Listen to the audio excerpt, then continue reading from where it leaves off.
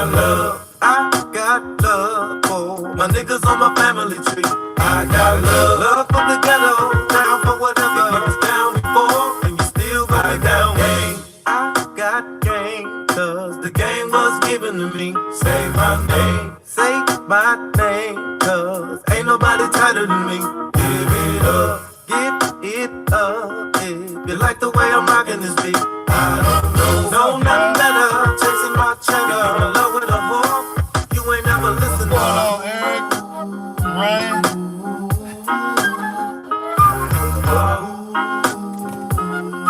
We have a little more fun today. Danny Baker, what's going on?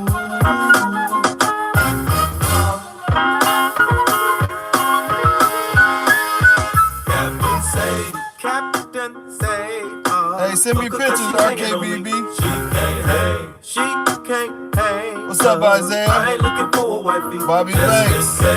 Just in case. What's up, Chuck? Better take a weapon with me. When these hoes get clever. What's going on, Dave? If she stress me some more, I'll lead her hell to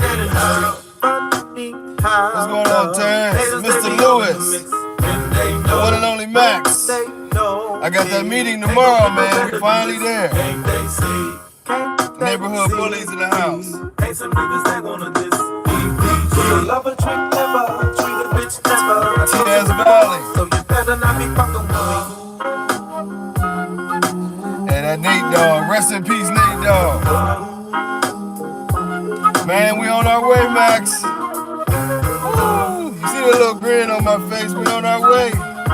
Leslie Jackson, what's up?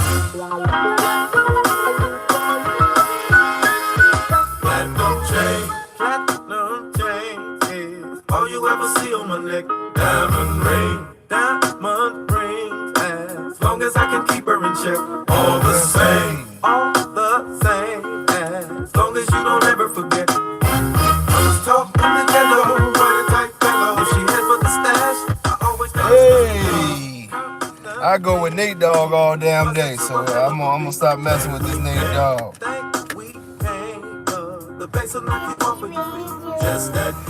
Man, we having a Hall's Pause. What's going on? Oh, it's beautiful, man. It's beautiful. Beautiful day, man. And by the way, I want to give shout outs to my family's business. Some of y'all need this. Rapid Lift, right? Now, it replaces a jack and all that good stuff. The site is literally... Okay, hold on one second, girl. Go rapidlift.com. Go check them out. Nice little device, man, on jacking the vehicle up. You can use it to jack the vehicle up. You can use it, and it works on big trucks too. You hold them up like the traditional. Well, y'all know what the damn things is called when you hold them up and you do the work on them. I've been kicking it too much today, you know what I'm saying? But you can also use it as a jack. It's basically double. So you know, check him out. You know what I'm saying? Minority-owned business, small business, trying to get up, keep it moving, man. Go Rapid Lift, you know what I mean? As a matter of fact, I gotta order me some because my truck will be here in a minute. So yeah, go rapidlift.com. I had to give my guy a shout out for sure. Now you, chill out. Man, it's been girl, chill out. It's been a pretty good day though so far, man, and stop. This person over here is trying to get in trouble today, I see. But it's been a good day, man. It's been really a good week overall. Busy week. As y'all know, some of y'all, I told y'all I go to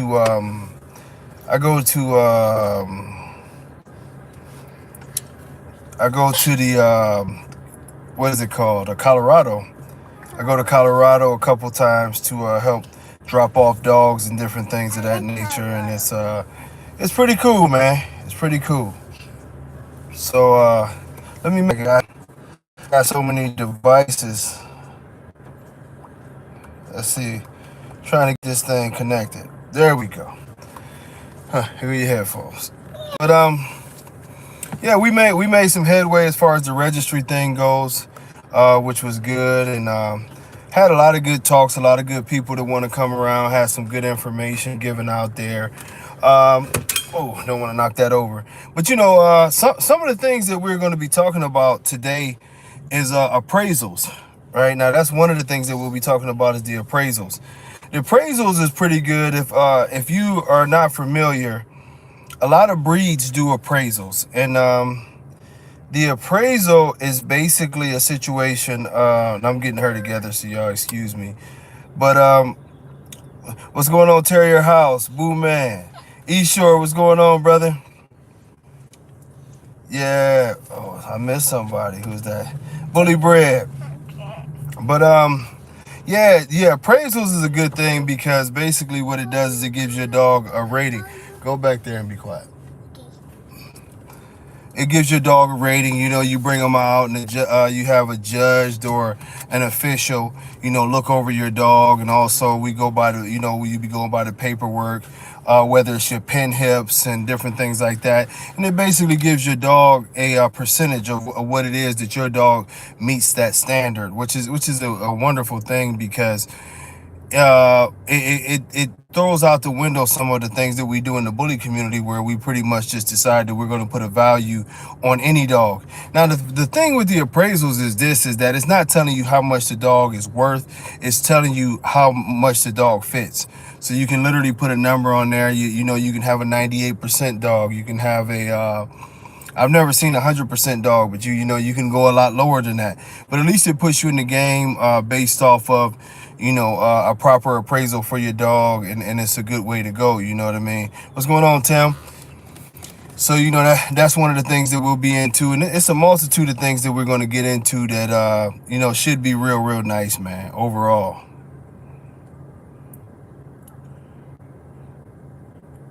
Okay, I'll check it out. But we've been talking about, and I see more and more it's becoming a topic of what the American bully breed is supposed to be, and a lot of people going back and forth. Some people even deciding to argue, which you don't even have to argue about. And this is one of the main things that we were talking about with the separation of the breed. The separation of the breed, it gives us true dog enthusiasts new life.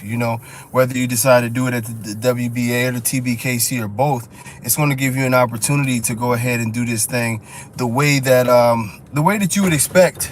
That you would expect to do with dogs in general. Open the window, shut the engine off. But it gives us new life. Like, and the sad thing for me is that I still see people who want to have that argument, who want to have that discussion of, oh, this is what the American bully is supposed to be. It's time to separate just based off of the fact of why should we have that? You know what I mean? Exactly, Max. Show where you stand a chance, breed where you're breeding towards a standard. You will see even on our website, it's in the fine print, but it's right up under every standard that we have, that this standard will not be changing. We will not be amending the standards every 2 days. We will not be amending the standards every 2 years. To be honest, we don't plan on amending this standard every 2 decades. And the reason being is we want to give people an honest and fair shot to go out here and do things the way that it needs to be done to make sure that, we stand a chance for success. And the only way you stand a chance for success is to actually set rules and follow those set rules. And we're expecting some major things to happen in that direction. We also are expecting that competition will bring out the best of us. You know what I'm saying? What's going on? Mr. King, what's going on? And it's one of those things that where, you will see, I got a video, which I should upload here shortly. And it's a lot of these videos that I never got a chance to upload, and I'm going to upload them. But I tell you what, regardless of what anyone tells you, we'll go back to the originals. And the one thing with the originals is this is a terrier breed. Most people keep talking about, that when you say, hey, oh, you got terriers, that it's a bad thing. No, the original description of this breed, the American Bully, was Amstaff, American Pit Bull Terrier. Those are both terrier style dogs, you know what I mean? And yes, the derivative that comes in there is that they do derive from bulldog and terrier, but ultimately they are terrier type dogs. The original description was pit bull, which is American Pit Bull Terrier on steroids. So a lot of us have an understanding that we have to keep the terrier in our dogs. It's not a thing of shame or anything like that. You want to keep the terrier back in your dogs, you know. Exactly, Rico. You should be happy and you should be thanking them. You know what I mean? Man, hey, RKBB, I can't wait to see what's up with it. You know, and this is something that we have to get used to, and it's something that we don't have to argue with these people who they want to decide what the breed is based off of their feelings for the day. So if I'm feeling great about what I want to do today, then this is what the breed is. You know, tomorrow if the dogs get even shorter, you know, I got to start breeding micros because micros is where it's at. I got to start breeding merles because merles is where it's at. I'm telling you, a new color pattern drops up the next day, they'll be ready to do that. This is not the way you breed dogs, you know. And with that being said, you know, that goes for all breeds. And I'm not just talking, you know, like I say, the American Bully, but every single breed that we have, we need to perfect these breeds, stick to the standard, and try to make it better. And you're going to see that whatever the ruling is, like I know with the Bourbeaus, I'm not a fan, and I tell people this all the time when it comes to those dogs. I'm not a fan of the black South African Bourbeau, and I'm definitely not a fan of the multicolor South African Bourbeau, and that's basically that has the pattern like a Rottweiler. You know, I don't call it a tri because most of them don't have white on there, but they do have the markings pretty much of a Rottweiler. And the thing of it is it's already been controversial, and I'm a traditionalist. I feel like if we basically know, and with the South African, what we do know is that that color pattern is coming from adding something in there that's not supposed to be there. They can argue with me all they want to, but at the end of the day, when you look at it, you know what I mean? Color patterns don't just lay dormant for 100 years and then all of a sudden pop up. You know, so ultimately we have to get to a point that we hold ourselves to a standard, or the dogs won't get any better. And as Max mentioned earlier, the one thing about it is that we want to get ourselves in a position to where everybody feels that it's a safe and fair playing ground. You know, we don't want people to come here and feel like that you have to have this person's dogs or that you have to have that person's dogs, you know, in order to survive in the breed. You know what I mean? I've got to breed his stuff because I need to survive in the breed.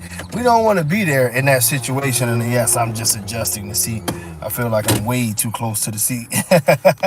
But you know what I mean? It has to be a thing of the American Bully shaming process has to end. You know what I mean? And the fact that you don't have a bulldog, or that you didn't spend $10,000 or on a puppy, or $50,000 on a puppy, or whatever the case may be, we have to get past that point to where it's like, okay, this is what we're doing now. We have to be doing this, and we have to buy our dogs from this person, because if you not, you don't have an American Bully. As you know what I'm saying, as the great ABKC said, if you don't have ABKC paperwork, you don't have an American Bully. All this is nonsense and this manipulation. You know, what we do here is we breed, and that's some of what we're going to talk about today. We breed, we take care of these dogs, we love these dogs. I've had the wonderful experience as I've fallen behind. As always, I've been catching up and getting people their stuff. Actually, I think I told you I had a good meeting with the UKC to get some paper stuff cleared up. You know, a lot of different things. And man, during this process, one of the greatest parts about breeding dogs is when you know they're going to loving homes. So, sure, they're ridiculous, you know what I mean? And then the dogs never, like, I'll tell this story after I say that, but I always say, how many dogs do I actually have? A lot. A lot. What's going on, Holly? A lot. I've never been in, well, I ain't gonna say never, but it's been probably 20 years since I had anything under like 16, 17 dogs. I always got dogs. You know what I'm saying? Dogs on top of dogs, you know. Always had the same kennels that from, well, no, I haven't always had the same kennels from Walmart. I started off, not Walmart, Tractor Supply. They used to be real heavy. don't know if y'all remember that when those kennels you could get from Tractor Supply, they used to be a very low gauge, like to lift one side, and they were all 10 by 10s. Then you didn't have the ones that you could break up, into slabs of 5. But man, those things, the first ones I bought was for my Rottweilers. They would last like 900 years. East Shore, they don't understand this, brother. They don't understand this. I like and the thing of it is, one of the reasons why, like now, you know what I'm saying, I have at the house, we brought in a very nice building. I like this building, and that's just for whelping puppies and keeping some supplies in that building. As soon as this other building is removed from the property, which should be hopefully by the end of this month, by the end of June, we'll be having the steel building, pole building, whatever you want to call it. We'll have that finished, and that particular building has the 41 by 12 foot run on the outside, 30 by 41, 12 feet tall, and we'll have significant room on the outside and inside for those kennels. And it's a lot of work, you know what I mean? Building a building like that, ran me a decent amount of money. So when I hear people, you know what I mean, I don't do that, man. You know what I'm saying? At MJ Bullies, I don't do that. I never, I never really, I don't have to show you my dogs, man. Don't you know who I am? I don't even mean to be arrogant, but don't you know who I am, man? This game is flooded with my dogs. Like, I don't have to. I put up pictures of my dogs, but I don't play them games. You know what I mean? I damn near had to kill a motherfucker for coming to my house. You know what I'm saying? My dogs have been poisoned before. Marco Suarez's dogs have been poisoned. A lot of us have dealt with things. There's been people who had their doors kicked in, other people having dogs stolen, and y'all talking about proving a point online by showing your dogs. Man, if it's anybody in this world, you know what I'm saying? It is what it is. You know what I mean? You on here talking about no, forgot about me, but you on my posts. You on my shit. You know what I'm saying? I closed the yard down a long time ago, Max, when they when they murdered De Niro. You know what I'm saying? Over 100 champions producing this breed, still producing shit. Everybody's still using my blood. I'm dropping off puppies worldwide. This is what I'm saying, man. That type of shit. DeCarla, quiet. All right. But that's what I'm saying, and I tell y'all this, and I tell y'all this, and I'm gonna go into something else because that leads me into it. An example of these type of individuals.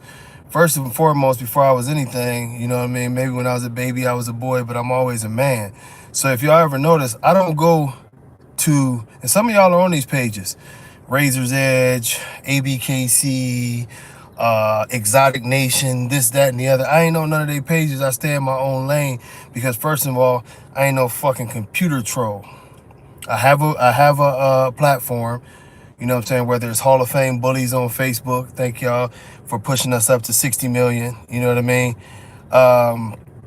Over 60 million in the last 28 days. I got True American Bully, which does very good numbers, over 50,000 every few days of 50,000 people visit that over every 28 days. That's the analytics from that. What do they call it? Metaverse or whatever.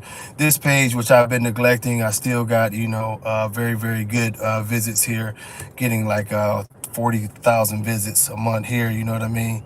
So, the thing of it is, you know what I mean? But dog, you really on here, you know what I'm saying? I don't have to get on no live, you know what I mean? I don't get on live, I get live. Motherfucker, I got so many dogs and I done so much, yet and still people come here and try to troll. You can just dip, bro. That's it. You know what I'm saying? I like that when it comes down to dogs, like I'm done saying that I'm ever gonna prove myself because I understand the game. And I'll break down the game from my perspective. And it was beautiful because I got a phone call. Today's Sunday. I think that was Friday morning because I was still driving back from Colorado. But I got a beautiful phone call where this brother, right off top, he told me, he said, look, man, I believe in God. And so I thought it was going to get weird. And I ain't gonna lie, because this is like the first thing he told me. Is this Terrell? I said, yeah, this Terrell. Man, look, man, I believe in God. And I said, well, what's up? You know what I'm saying? And man, thank you, King. You know what I'm saying? But he said, I can't continue to watch your page without it getting with you and you know what I'm saying, doing what I do, you know what I'm saying? So I said, what it is, man. And I asked him what's up, and he said, I listen to people talk shit and I came off real funny with you, you know what I'm saying? And I said, what you mean? And he said, well, I listened to them lives when they was talking shit about you. He said, then one day some things start dawning on me and I start checking it out. And he said I was on a live and the brother kept talking about, and y'all remember I touched on that, kept talking about that you robbed him and he sent you $2,000, but he said, but then he started complaining about the price of the dog. And he like, damn, that brother did say that they complained about the price of the dog. Then he said, I start retracking and watching this shit. And he said the one brother, he was talking about Tone Road, and he said he came out his mouth and said, you did great business with him. Then he said, I'm seeing these people post up, they got Mandela blood and they got Denzel blood and they got this and they got that. Long story short, he said, I figured it out, bro. He said, you posted up puppies, you posted up studs, and he said, and nobody would tell me that you refused to give them their dog or you refused to give them their money. He's like, it ain't really you, it's the message that you putting out. They trying to deteriorate, you know, he said, they trying to deteriorate your character because they don't like the message that you putting out about they screwed up dogs. And he said, you know, he said, God told me to call you and tell you to keep on pushing. Because when you got people in their feelings so much that as a man or a woman, they go all the way out their way to try to make somebody else think something about you, not based off of factual or merit, just based off of hate, you on the right path. And the brother said, God bless, and he hung up the phone. And that might not be verbatim, but that's very close to what he told me. You know what I'm saying? And, you know, he ended up texting me back later on and telling me how to get in touch with him. And I was like, man, that's real. You know what I mean? That's real. You know what I mean? Like, MJ Bullies, you don't know nothing about me. You're an internet troll. One thing I don't do is I don't keep no secrets. It's the reason why that what I do is so pure. The reason why what I do is so pure that y'all still want to call my dogs terrier. You know why y'all want to call my dogs terrier? Because I can still produce terrier-like dogs out of my bullies from time to time because my blood is uncut and pure. I done kept this game real. The reason why you on this post is because the manhood that you see in front of you, the ability to not bow down, the ability to not kiss ass, the ability to not sit and tell a bunch of lies and want to be in a popularity contest, it fucks with your ego, man, because you wish that you had that. Instead, you a grown-ass man that's going on another grown-ass man's page, taking time out of your day when you could be getting some pussy or something, worried about what I got going on over here, when I don't give a fuck about you, I don't know you, and nothing that you would say will affect me because y'all done tried this shit for years and I'm still here and I'm doing well. This morning dropped off a beautiful lilac tri, the very first one I picked up, monstrous paws, double Mandela, the motherfucker gonna be cold. And guess what? I took the dog to my man hit me back talking about how much his dog love it, went to a beautiful community, dog is gonna be living well. As a pet that might breed, that's what I do this for. When a man hit me up, I'm like, man, my wife love this motherfucker. That's all I care about. I do this for different reasons. That's the difference. Y'all do it for the hype. Y'all do it for somebody to pat you on the back. I do this shit in the dark when ain't nobody around and sit and watch my own shit grow and make my own opinions on my dogs because I'm a dog man. See what I mean? Y'all, you come to this page because you looking for clout. I come to this page and I do this for free because I want to see the breed. I want to see the breed proceed in the right situation. We are not the same. You looking for attention. We on a mission over here. It's two totally different things. This is why y'all can never understand it, and this is why we need to separate. I don't have to show you anything. You talking about show you a dog, motherfucker? I didn't show you a legacy. Your idols use my dog. Go to Muscle Tone and look how many times that shit is my shit. Go to Dave Wilson's yard right now. Look what he got in his yard. Stop it. It makes no sense. You can't get nothing here. Real dogs, real American bullies. Talking about show. I got a whole page. Hall of Fame bullies. Go look at that and count the champions. You'll be there a while. Check me out on Tuesday. This is what I'm talking about. Never in my day have I seen so many Grown ass men packing big vaginas.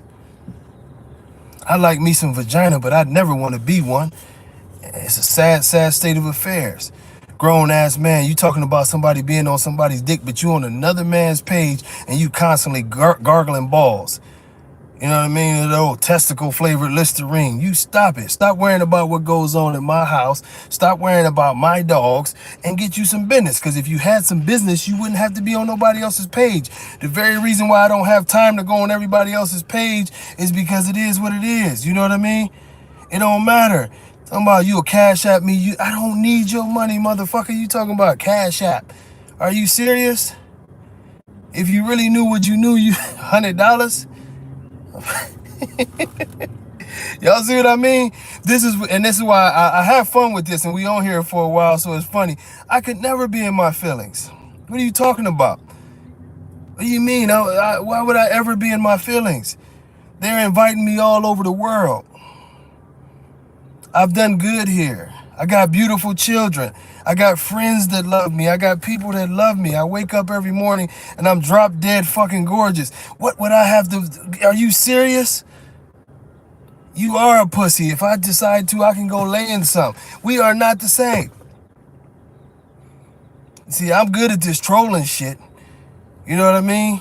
Well, I'm from a place where when grown men keep other grown men, you know what I'm saying, all going all over trying to be all in their business, they call that something else, son. You need to do it. And everybody talking about show me a dog. Have you ever heard of Hall of Fame's Denzel? Maybe Hall of Fame's Mandela. Maybe Hall of Fame's Gannicus. Now it's Hall of Fame's Tommy. You know what I'm saying? We could talk about Odell of Hall of Fame.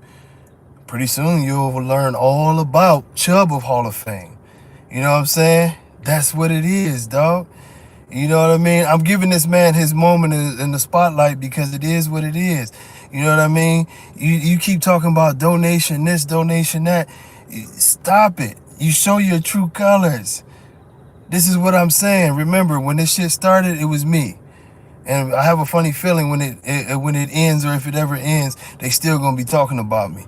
Because I'm going to do right by the breed. I'm going to push the dogs the right way. And I'm going to change the culture for idiots like you who won't even feel comfortable coming around. It's like when you go to church. Fools don't feel comfortable in church because it's a place where you got to act right. Even Granny tell you, straighten your ass up in here. It's the Lord's house. So we about to make the Lord's house. Don't tell them nothing, Mel. Don't tell them how Chubb ain't even turned a year yet. And I got motherfuckers calling them from Amsterdam talking about, stop it. Don't tell them how I'm going to be in South Africa this year. This is a beautiful thing. And what y'all going to see is y'all going to see more and more of these people. They stressed out. You know what I mean? They looking for attention. Dave Wilson saying that this is the original registry. It's the original. It's the original. Show me some good shit. Man, you know what I'm saying? Eric, it's just funny because I'm such in a zone right now that I'm loving my life again, man. You know what I'm saying? I'm loving my life again because of the dogs that I'm producing. I don't know if y'all seen them puppies, but it's like, I'm going to actually sell a couple more. I held back, but I'm actually going to sell a couple more. It's a red boy. Me and my brother got to discuss these dudes, but it's a red boy that's just off the charts, man. But that lilac tri-male, just gorgeous dog. Just a gorgeous dog. And it's those who know me know I'm hard as hell on puppies. I like them. I like some of them, and I see them, and I'm like, okay, that's a show dog. But anytime you, like, as y'all go along and you start to assess your litters, you're going to see more and more that your litters, you know, you start to, you start to have classes, and everybody say, oh, it's a show dog or it's a pet quality. That's not necessarily the truth. It's many levels when you break your dogs down and you pick them as. Some dogs are not even pet quality. I'm going to be honest with you. Some dogs probably need the needle or a separate shovel or whatever the case may be. Then you have pet quality. And I wanted to talk about this because I keep seeing people talk about pet quality. Remember this. Pet quality does mean healthy dog. And the reason being is because just like today, you know, and just like I did a couple weeks ago, y'all probably seen my man Hood posting up a picture. Well, of course, what happens? He has his kid in the picture. You know what I'm saying? My man, you know what I'm saying? Mr. Cannon out there in Jersey. He has his puppy. What does he send me? His kids playing with the puppy. You know what I'm saying? I dropped my man off in Jersey. I dropped the puppy off to his father and his wife. And guess what? The kids will be playing with the dog today. I drop it off to another brother of mine. Guess what? The wife, a household of 5 kids all the way together, a couple young babies. And like I told him, I plan this dude to be here. If you just had your twins not too long ago, this dog will be here till your twins get up out of 3rd grade. You know what I mean? At least, and this is the essence of what we do. That's why your pet quality dogs need to be healthy too. Let's get out of the mindset of believing that pet quality just means it wasn't good enough to show. No, your pet quality dogs need to be healthy, because as being pets, you want your pets to be healthy. You know what I mean? And then the next level is show dog. And show dog is just the conformationally solid dog that fits the standard very well and has a chance to win in the ring. And but it still has health. Health. Now, when you go a little bit lower, this is where you have to make a decision at. If the dog is of an unhealthy nature, you have to decide, is it time to do this, or is it healthy enough to live a certain life where you got somebody to deal with whatever health problem may come about with this dog. But these are things that we need to think about, because one of the problems is that people believe that, okay, this is not a show dog, but I'm going to sell it to you as a pet. If you're selling it as a pet and this dog is not going to be good and functional and, you know what I mean, can live a normal life as a pet, then you're doing a disservice to the breed, and you're doing a disservice to the people that you bought it for, because you're putting a lot of stress on them to take care of these animals. You know what I mean? A lot of veterinary visits, a lot of other things that have to go on. And it's something that, you don't want to be put in that situation. And if you were the one buying the dog, so you want to move forward in the right way. And this is something that, the culture has changed a lot on, because in the early part of us doing the American Bully thing, I would be lying to you if I told you that every dog came out super healthy. That would be a lie. What's going on, Tim? And I'm sorry I'm missing some of the messages. I just had to ignore the village idiot for a while. But at the end of the day, when we were doing it early, our biggest problem was this. The dogs were terrier. And I'm being very honest with y'all. And y'all have heard me say this before. It's the reason why y'all really don't know all of Hallie's siblings. Hallie had a sister that was more terrier. Had another sister that was more terrier. You had actually 2 brothers that were monsters, but you had 2 more siblings that were super terrier. And this was where selective breeding came in. It's the same thing as why you don't see a bunch of siblings from the great dogs like Cairo and Nemesis, and you can go on down the line, because there's always dogs who had those terrier traits in them. Now, as you move forward and you incorporate the genes now, what you start to notice is that things start to sway more towards, a higher percentage if you've done it. Oscar Gomez will tell you that his litters are a lot more consistent today than they were, 25 years ago. With me, it's the same thing. I just produced, the litter that I'm telling you about, where I never thought I would say it, but in one particular litter, it's a good chance that there are 3 males that have a high probability of being top 10 all-time D-line dogs. You know what I mean? And then to have another litter on the ground at the same time, where it's another, in that litter, I would say, I would say at least 2, but possibly a third that can say the same thing. It's heavy. We used to didn't get litters like that. You didn't used to have litters where you would have 8 dogs and 6 out of the 8, you'd be like, damn, real big muscle. You would have those couple that would come out that way, and then you would have the ones that would be more terrier. And it's funny that we talk about that, because right now in my yard, you have Chubb. Now, Chubb is running around at 9 months old, literally with slabs of muscle, just through his chest, his shoulders. Just incredible. Just an incredible specimen. He's going to be easily 100, 110 pounds standard dog, because at 9 months old, to be as big as he is right now, I know which direction he's headed. And what's crazy is if you see his sister, and I'm just being honest, I own her too, but if you see his sister, she's very terrier. She's nothing special. She's a lot thinner, very healthy, very great conformation. But it goes to show you how the genes were back then, because that's 23-year-old semen. You produced a couple beasts in the litter, and then you have some that throw the old genetics. Now the old genetics are good still. Yes, you can breed those dogs, but you have to stack a pedigree with those particular dogs when they come out that way, and treat that as a flaw. You know what I mean? You have to treat it as a flaw, because genetically in the profile it'll say 100-pound dog, 100-pound dog, and you've done it, but they throw the terrier. Well, the odds are is that if you go in there with another beast and you put it to that dog that has those genes behind it and breed the genotype instead of the phenotype, you pushing yourself to a certain situation where you have a good chance of throwing the phenotype. And one of the reasons being, if you look at some of the older dogs, like look at La Femme Nikita, and that was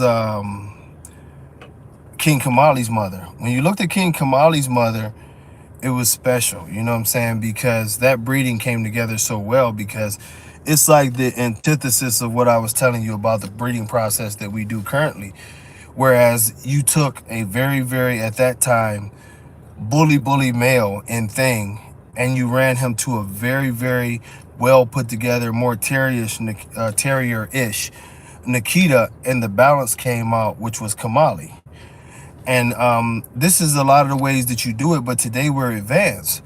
So with the genetics that we have today, you have enough real American bullies out there to line breed the appropriate way, but be advanced to where your percentages are going to be higher and your results are going to get better, because the genes have stacked themselves throughout the years. Like currently, and I'm going to advertise all the stuff, and like I told many of y'all, I hate sort of selling dogs, because I got too much stuff going on. It's a headache, but I am going to do it if you get with me. If my man O is listening, I got you. I'm going to be shooting you some pictures tonight. You know what I mean? It's what's going on, Jesus? It's one of those things to where, I have some stuff going down right now to where I have a super stacked pedigree, a ton of Paco, some Rockin' Ruby. I mean, the bitch is loaded. She's a tank. I'm actually breeding her to Armani, and we're going to see how that works out, because her stuff is so heavily bred edge, and a lot of, and she's been, what's going on, all things prestige? What's going on, my brother? Sitting outside the gym. Terrence, where would I rate your puppy at? I don't know about all-time ratings, you know what I mean, but he has a very good shot. Let's just put it that way. Your puppy is more in the area of definitely show dog. Definitely show dog. But what I want to see is he has a chance to be something special. And that's why I'm sort of like trying to put into words. I'm trying to find a dog that I can compare without being insane. But he reminds me of how King Kamali developed. Now, maybe he doesn't carry the same mass because he doesn't have thing on the back end, but that ripped, shredded, valuable piece, that he has the cheeks, he has the overall look. He should definitely develop into a championship quality dog, but he's one of those ones that I want to see. He's going to be on that line of like, do we need to put a couple more pounds on him? Or do we not need to put a couple more pounds on him? He's really the style of dog that I like, and he carries some of the characteristics that I love because of that tight, ripped up look. But I know for sure, if you're talking about actual rating, I know for sure that's a championship quality dog.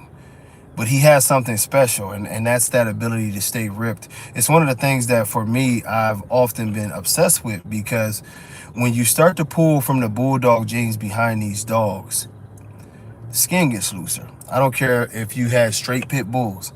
The skin gets looser. The skin always gets looser. It gets loose.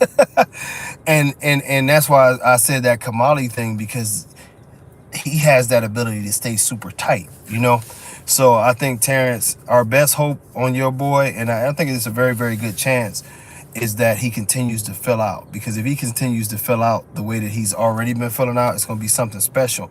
Because, Suarez Bulls has the same thing in his yard. Well, that blood is pretty much prevalent in what you have. And it's always that thing. If Terrence, if you look at Marco's yard, it's one of those things to where either the dog is more like chili pepper, to where I'm definitely not turning away a chili pepper shredded, but you want to put more weight on her, even though she looks gorgeous, but she's shredded, great conformation. But the perfection is if I hit the breeding right, he's gonna come to a point where he'll be damn near unstoppable in the ring, because he's gonna have the balance of size, conformation, and that shred. And that's why I say we gotta wait to see. We're gonna probably have to wait till about 2 years. But the basement, champion show dog. The top, generational, better than Ganman. That's it. I think that's the better comparison. He could easily be better than Ganman. Remember, I told you he reminds me a lot of Gannicus when he was that age, but he's better than Gannicus at that age. So we'll see. Yeah, I'm one of them weird people who feed a combination of raw and kibble. Like today is a day where the dogs get some chicken and they'll get some kibble, So I've always done it though. Like some people are like, oh, don't do both together. I'm telling you, I started way back. I started doing chicken and kibble probably like 2003. I was doing Ukanuba at the time. I was only feeding Ukanuba, and I thought that was the that was the step up in the game. Ukanuba, you was big time shit. I was feeding straight Diamonds Puppy Purple Bag. That's why I said that, Terrence. She's the perfect female for him because of the mass. It's a beautiful balance, and the pedigree is a beautiful balance. And what I know about the pedigree is a lot of times when you double down, I know Denzel, and now I'm finding out that Mandela is that way. When you double down on their blood, for whatever reason, it gets bullier. I don't know why, but it works that way. Some dogs, it goes the opposite way, but them two is going in bright patterns. So I think you're going to hit a grand slam and be able to build some foundation type stuff. You said throw that sardines. I do macro. I use macro. I never put mayo in there. You know what I'm saying? But I use you know what I'm saying? Man, Brian Robertson got some shit over there, man. Brian Robertson got some shit over there. Here come Max with the dog food talk. Max, what is the best dog? If you just told the whole bully community your top dog foods, Max, tell us what the top. By the way, Max is a specialist. He really is. He's a dog food specialist. So whatever Max types here, y'all can take it way better than what I have to say. But Max, what would be the best dog foods that we could run? That we could run. Yeah, you remember that? You remember Ukanuba? If you used to feed Ukanuba, you was Sadiddy. That's before it was 9 million dog foods. It wasn't no Merrick and all these other shits now. But yeah, I like man. I break all the dog feeding rules. You know what I mean? You know what I'm saying? I break all of the dog feeding rules, man. Taste of the Wild was some good shit for some years. Earthborn, number one. I never tried Earthborn. Versus, see, I never even heard of that one, Max. I gotta do some. I heard of Earthborn, and I was very close to buying it the last time you told me. Man, shut the hell up. I'm gonna feed Gravy Chain. Ain't nothing wrong with Gravy Chain though. Feed your damn dogs, whatever you got to do. You know what I'm saying? I tell everybody that. Feed your dogs. Earthborn. I'm going to try that, man. I'm going to try to start mixing it in. See, I've been spoiled, too, on this dog food thing. He said you bugging. Taste of the Wild will win against Purina all day. Taste of the Wild was solid for a long time. I remember Taste of the Wild was really the number one food for a while until the salmonella thing kept happening. Yeah, till the salmonella thing kept happening, Taste of the Wild was the shit.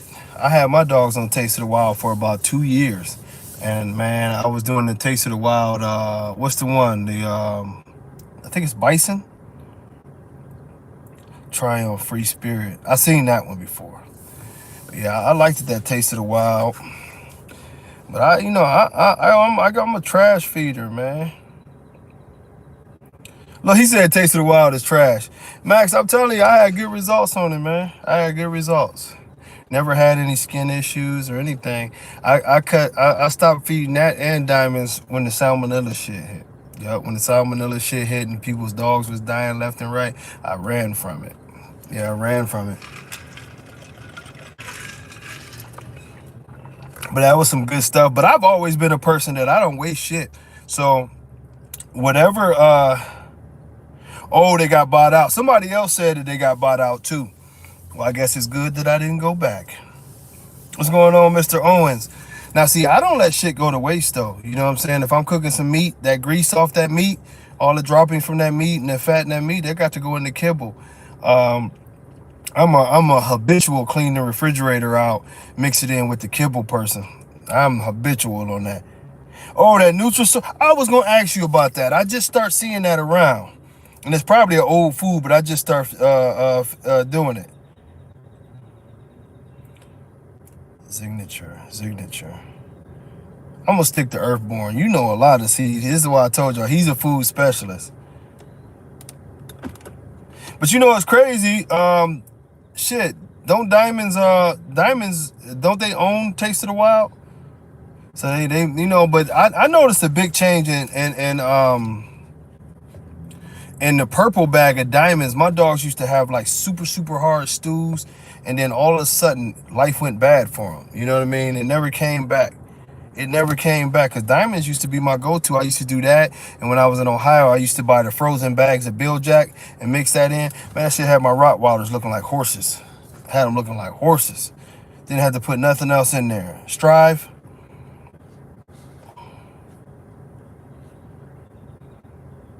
Man, you gotta feed everything left. I don't waste nothing, man. I told y'all I'm gonna get me some goats out here pretty soon. Yeah, I'm getting some goats out here. You know what I mean? And they gonna be eating some goat too. You know what I'm saying? We already got some chickens over there, so you know we got to do high pro. Now, see, this is the thing though. Is anybody using like eggs or anything like that? Cause I'm still old school. I still crack an egg or two and give my dogs the eggs. I remember for a while they ain't want you to get, you know what I'm saying? Sports mix is the shit. Everybody hates sports mix. Sports mix is shit. I only, you know what I'm saying? Sports mix is still my go-to mixing food. Because sometimes at the you know what I'm saying, down at the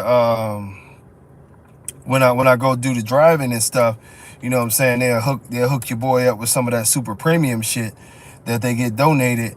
And it's because I ain't paying no shit for like America. I'm not about to be fucking around paying no $100 for no bag of damn dog food that's this big. But they hook me up with that, so I go get some sports mix and mix that all together. That shit be cold. Okay, so you do the eggs and this shit. Okay, see, okay. I'm glad, man. See, now I'm glad that I'm glad, because these people tried to make you feel bad about the salmon in the can. Ooh. Richard Green. Ooh, I forgot about that. I used to feed that heavy. Then they price went up sort of crazy though. Because I used to get the salmon in the can for, it wasn't nothing but like 180. It wasn't much more than the mackerel, because I was getting the mackerel for like 127 at one point. Now that shit is like $2. But yeah, I used to feed it, but they got so expensive. I'm like, shit, well, I'm gonna put this towards the salmon that I eat. I ain't fuck these dogs.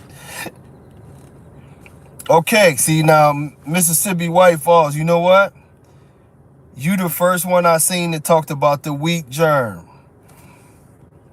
Wheat germ is some good shit. And the oatmeal. I used to do the oatmeal and mix the oatmeal and wheat germs in with like a fatty hamburger, like a 50-50 hamburger.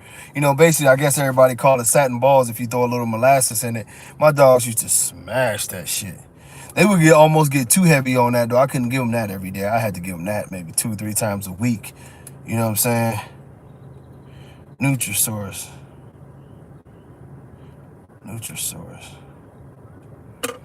You know that, and this is a thing, like, man, you know that we be needing to know. You know what I mean? Like, I like to pick y'all brains some, because, you know, the one thing, only meat I don't feed my dogs is only meat I don't feed my dogs is pork. Pork got too many worms in it. When I was living out, I'm living in the farm area now, but when I was living up in Ohio in the farm area, You know what I'm saying? They would slaughter the shit, and I don't eat pork myself, but they would slaughter the shit. Dude would be giving me some nice cuts of pork and shit, man. And I just really, you can't feed pork raw. I don't give a damn if it's an animal or not. I know they say you ain't supposed to do it with people, but my dumb ass was giving it to the dogs raw. Motherfucking dogs had worms like a motherfucker, boy.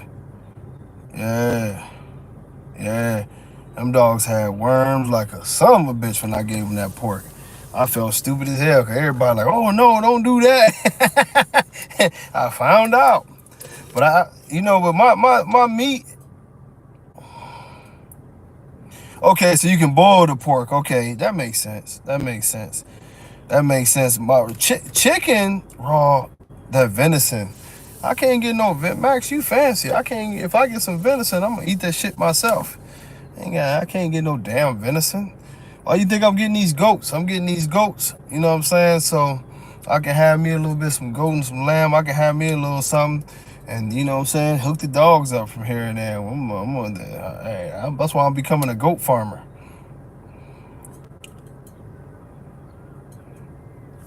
See, I love chicken. My dogs do well on chicken. Denzel was the only one who really wasn't the best on chicken. You know what I'm saying? Denzel was the only one who wasn't the best on chicken. He would break out on chicken. Mandela, his allergy is fish. Won't touch it. Smell the bowl and everything. You can put salmon oil on the kibble, and Mandela going, I'll pass. But his sons eat the shit. So I guess, and then you mess around in my house and you just end up catering to everybody's diet plan. You know what I mean?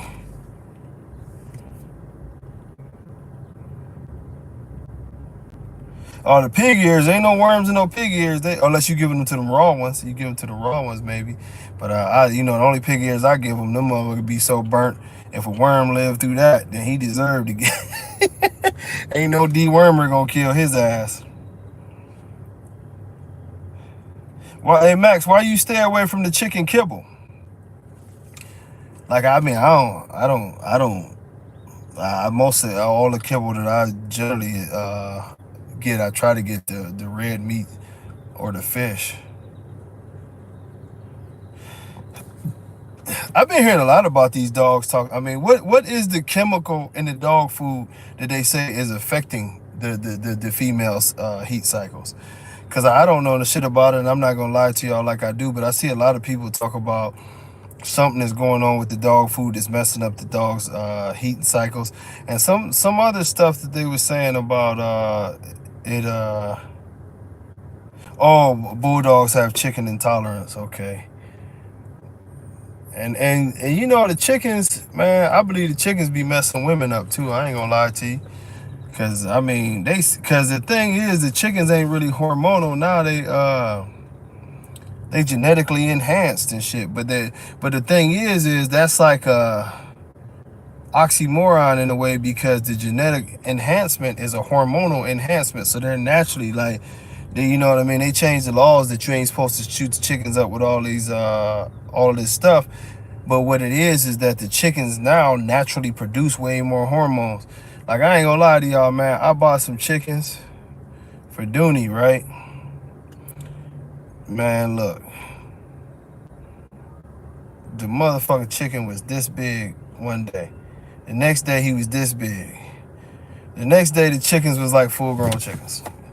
Not quite, but I'm telling you, like, in a 2-week span, it went from being the little chicklets that you see in the damn Tractor Supply, them little tiny ones that you can barely grab. Like, in 2-week span, it went from that to being like the size of a damn volleyball. It was crazy how fast they grow. I said, damn, this is why you look around and you see an 8-year-old girl with double D titties and what they call them, the BBL. She got the BBL booty. Like, these hormones is messing these girls up. And I believe it's come from the chicken. I ain't gonna lie to you. I mean, and then you see the dudes. And I know this is off topic, but it's hormonal. And I was having this conversation earlier, and I ain't want to offend nobody. But why do so many women got facial hair now? I'm just like, or maybe I just didn't notice, but I think it's something hormonal too. I was in the grocery store, I seen about 5 different women that had a goatee nicer than mine. So I'm like, good Lord. Had the goatee, but then, it's obviously a woman because it's very voluptuous and shit, but we don't know nowadays. It couldn't have been, I don't know. I don't want to get into that shit, but good Lord. What's going on, Jay Finesse? It's, yeah, man. Yeah, it's heavy. But that's why I'm gonna start growing. Stop laughing at me, Robert. I'm paranoid. You know what I'm saying? I got daughters. What the? That's why I gotta start growing me some. I'm gonna start growing me some meat chickens and shit. I'm grow my own chickens. I can't have these damn chickens out here doing stuff. Man, hey, all thing prestige. They got the super test. They got Cypionate, ethanate.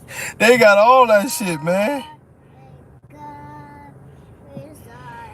Marcus, I might not have never noticed, but these motherfuckers walking around looking like Samuel L. Jackson around the damn. Well, Samuel just he cut his shit off sometimes, but y'all know what I mean.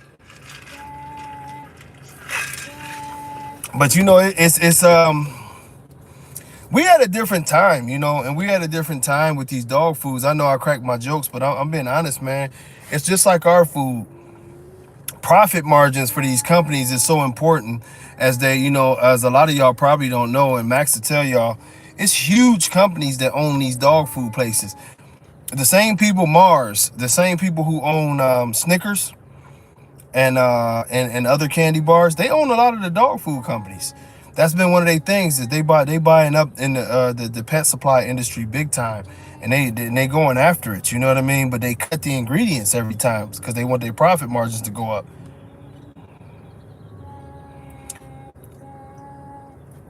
You see, Max, yeah, it would trip me out to see how many damn dog food companies Snickers own. I said, good Lord, Snickers. I know it's the Mars company, but I call them the Snickers company. Carla, settle down. But it's settle. You got to sing more quiet. It's girl crazy. You know what I mean? So yeah, I'm scared of dog foods now. Like if I had it like that, and I don't get on here and I don't be lying. Yeah, you should give me the list so I can post it. I post it here. Give me the list. Any information, please, y'all. I need it. Hold on 1 second. This kid is calling me. So, hey, dude. Yeah. Hey, I'm gonna call you as soon. I'm on live. I'm gonna call you as soon as I get off live. All right. Okay. All right. Love you. All right. I'm sorry for blowing up your phone. I love you, dude. Okay. All right. Bye-bye. Bye. And it's a good feeling to be a dad. He's like, I'm sorry for blowing up your phone. He probably didn't call because that's, how I know he blowing it up. The phone is on do not disturb. So he didn't call it enough that it's just overriding the do not disturb. They say that's some kind of feature. I guess if somebody's having an emergency, they keep calling and it'll override your shit. But he just straight overrode the whole damn thing. He talking about, I'm sorry for blowing up your phone. No, you ain't. But yeah, if I had it like that, I would feed my dogs a nice raw diet of some good stuff. I just don't got it like that. And like I told y'all, even now as I do these breedings, and y'all know about my thing with bringing back the dinosaurs, you know what I'm saying? Okay, Max. I promise I will make myself very, very available tomorrow. Tomorrow's a holiday anyway, so nobody should be bothering me. But I doubt that. But it's sort of ugly, man, the way that they do with these dog food companies and stuff. Like I said, if I had the money like that and the time, I just got too many dogs.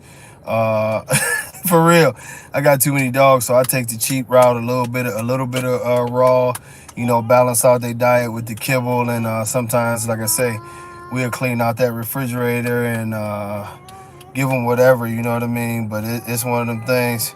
What's going on, Nori? We over here talking this good dog talk.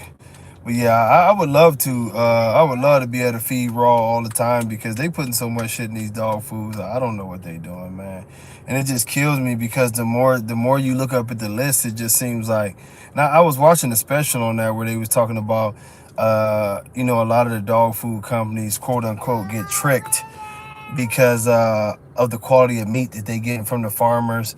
And come to find out, like, say for instance, especially with the cows, like, they'll grind the cows up for the dog food that's been dead for 3 or 4 days, and they grind them up and they heat it up so much that it's supposed to kill all the bacteria. But this is one of the reasons for some of the salmonella outbreaks. Originally they thought it was all from the corn, but they were saying that, yeah, it's a lot of the way that they, whatchamacallit, the way they treat the animals, and there's no regulations. The FDA does not regulate dog food, so they can do that. You know what I mean? It's fucked up. It really is. The FDA should be ashamed of themselves. That regulate the shit for the dogs too. How do I feel about Magoo? I like Magoo. I've told people a lot that I always thought that if the extreme class would have been more patterned and had to stay after Magoo, I think that they could have made it. Magoo is a beautiful dog, not a perfect dog, slightly high in the rear. He's got small things, but when you talk about having the extreme bone and the head style and, symmetry as far as being very symmetrical as a dog, well put together dog overall, I really believe that they missed the boat by trying to go past that. You know what I mean?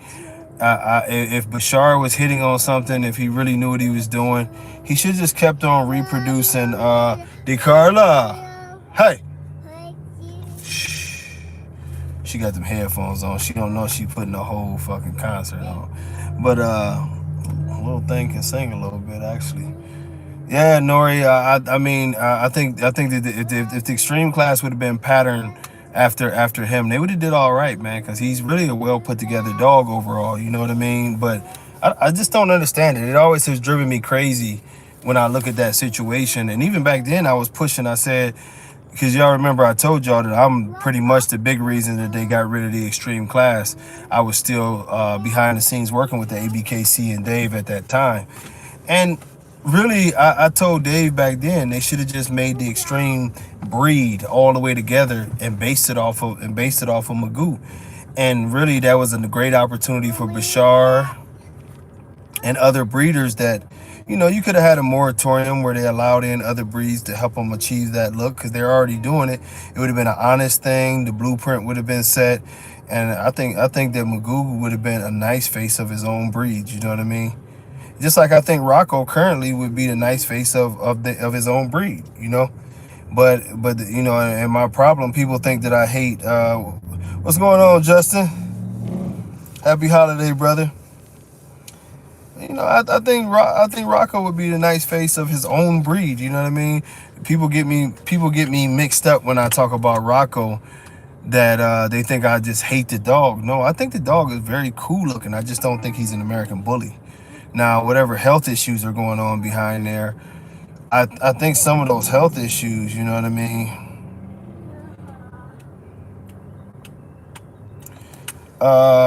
Who's that?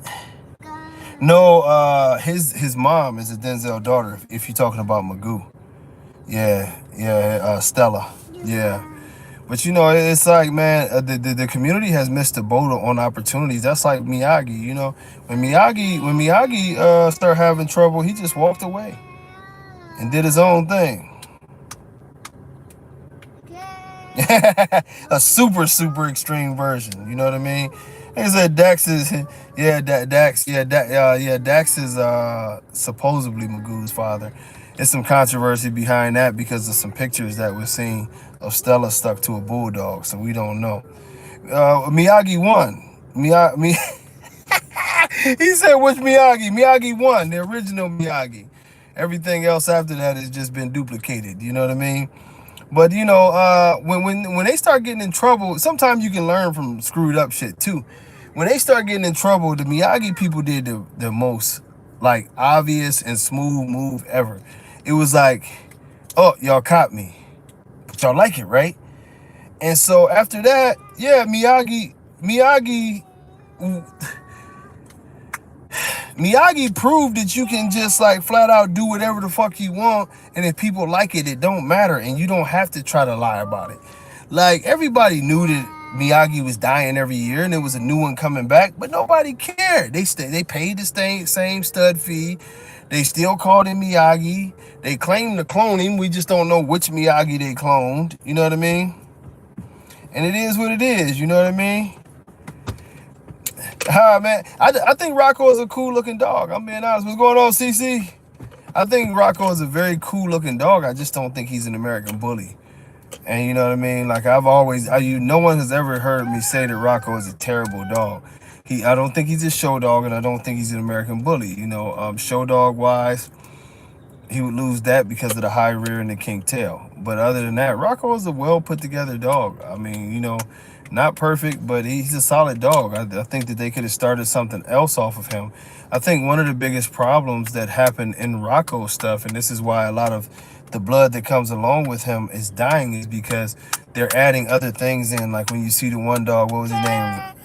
The Carla. Hey, quiet. But you know what?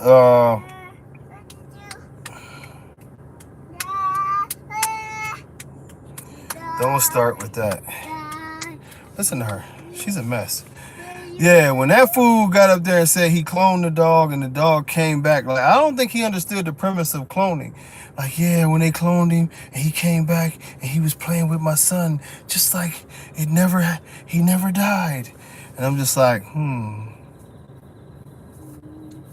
So you think the clone came back?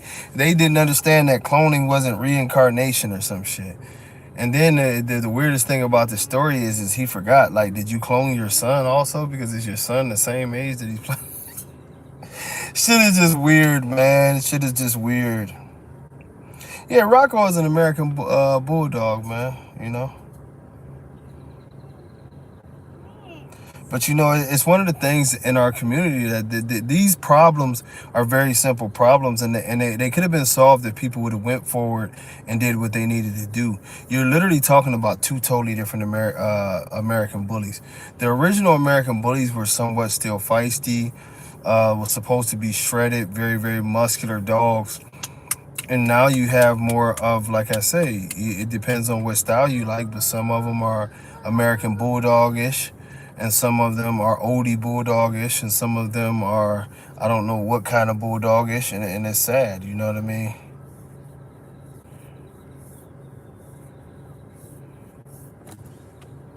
Well, that's the mix, you know what I mean? You ain't gonna have it all, Nori, you know what I'm saying?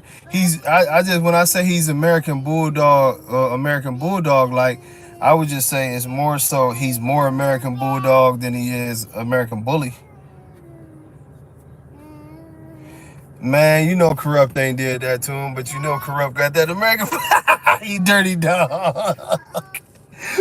don't you slander that the damn Corrupt and bring him. Everybody know Corrupt was an American Bulldog too. I mean, what was so funny about the first time I seen Corrupt is they literally showed up to the show with American Bulldogs and just popped Corrupt out of nowhere. I'm like, oh my God, are we really about to do this? They did it. They had some badass Bulldogs. I think them dogs was called Man Stoppers or something like that. There was some badass American Bulldogs, but then you got Corrupt just sitting there looking exactly like the American Bulldog they had.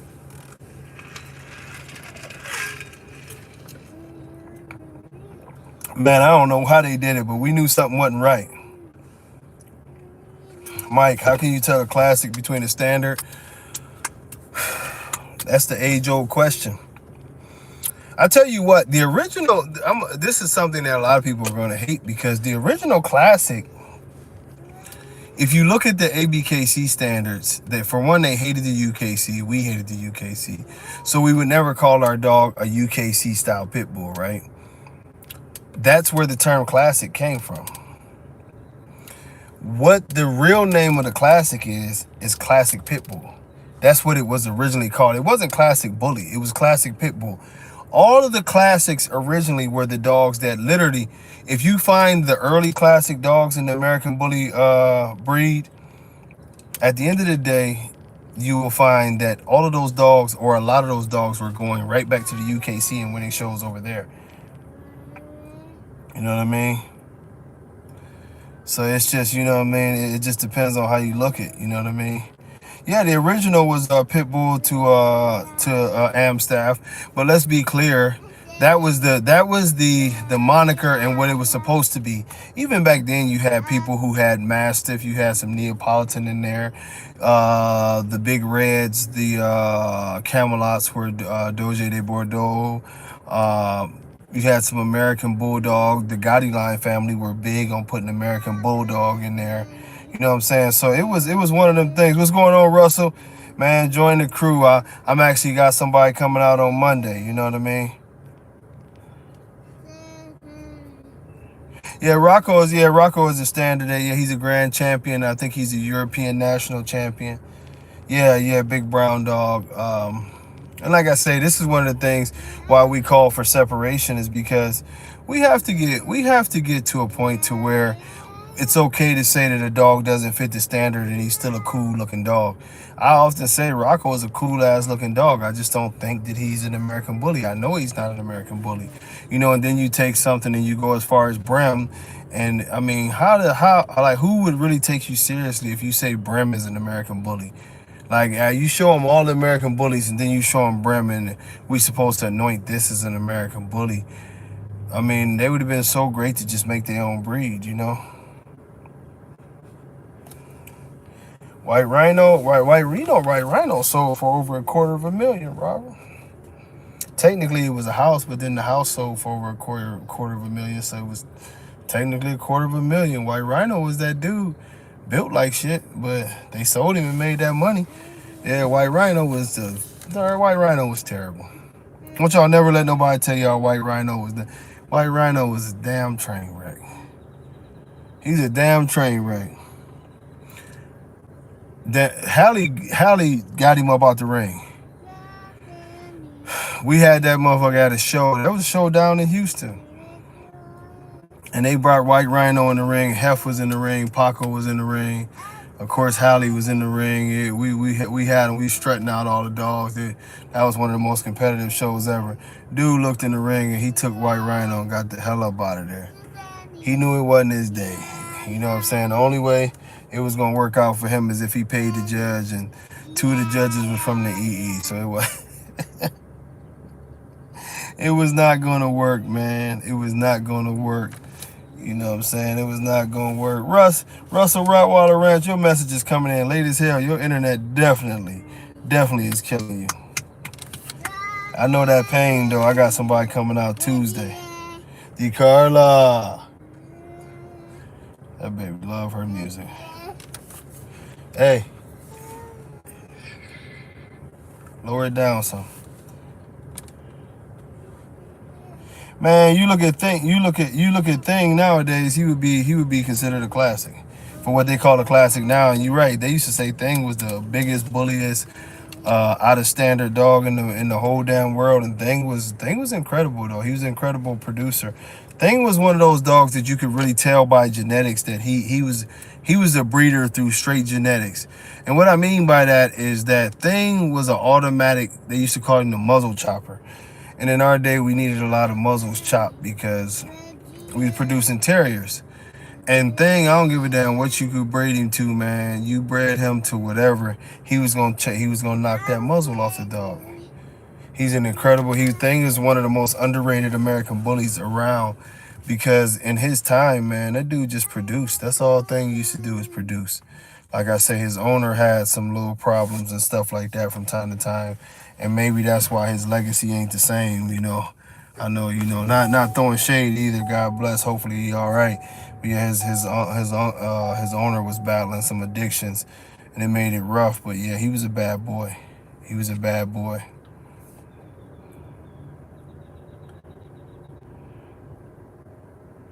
Man, Nora, that's a conversation for another day. I ain't talking about none of them boys.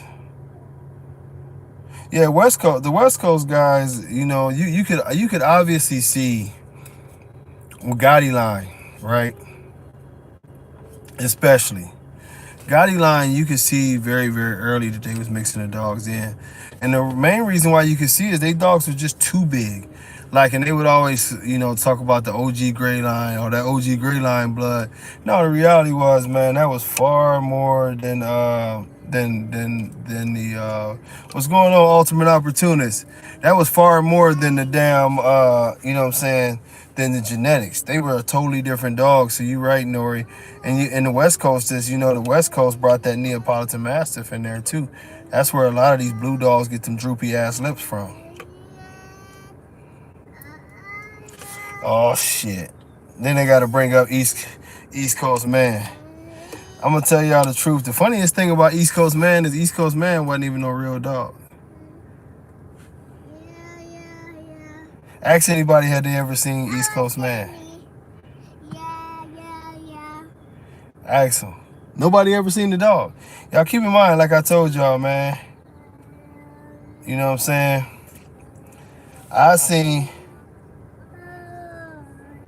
Purple Bank blood. I don't know. You know what? I don't know a lot about that, Max. I don't know a lot about that. Some bloods I never paid close attention to. I never paid real close attention to. I would dibble and dabble with them. I was so much of an edge, gaudy extremist. Like, I missed out on some stuff. Like, believe it or not, I never had a Mike Lance dog. As long as I've been around, I never had any of their stuff. Mike Lance, to me, was always like two different yards. Some of their dogs would look like bulldogs. Some of their dogs look like incredible American bullies. It's weird. But it was hard, though. It was hard. Oh! Now, them was some clean-ass dogs, Max. Now that you say that, yeah, them was some clean-ass dogs. They wasn't easy to get, though. That's the one I like, Nova. That was not easy to get. I wanted to get some of that, but they wasn't really too much into using, like letting everybody have their shit. Yeah, they wasn't too much into letting everybody have their shit. I remember that dog Nova. Nah, it wasn't easy. It was a lot like trying to get you some Sierra Gaff blood. You call and they hear the wrong name or they hear the wrong thing with them folks, and they'll push you to the side. They wasn't trying to fuck with you, which probably is a good thing now. You know what I mean? It's been some beautiful studs in the thing. I think our problem is in our community, and this is one of the things that I've always hated in this community, is that we're always looking for the next big stud. Man, I'm going to tell you what, Eric. Legend was a piece of shit. I showed against Legend. I had Tonka. Memo Loke had me show Tonka on the sneaky side. I took my Ed shirt off. I just had on my regular t-shirt and I went in there with Tonka. You gotta remember, this was back in the MSN days where people really didn't know you by your face. They knew you by your dog. And so I snuck in there and I won the show with Tonka. But man, look, when they looked at Legend's bite, I don't know how that fool even eat, man. His shit was so over. Like, he had one of the worst overbites I ever seen. It was like he basically didn't have the bottom jaw. And he was big as hell, but yeah, that dog was fucked up, you know. And I ain't here to throw shade at nobody's dog, but Legend wasn't shit. Really, Jay, I think we're at a point to where, if you ask me who should be the face of the American bully community, it would be one of the old dogs, you know, by way of establishment. And what I mean by that is like Remy, you know what I mean?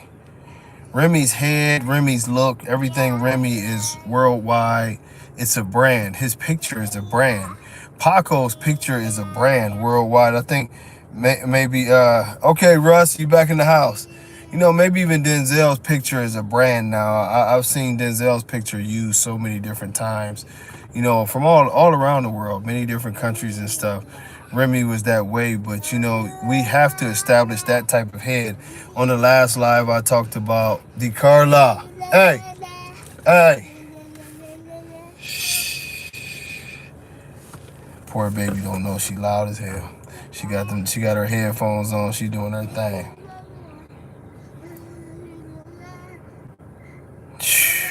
Horrible dog.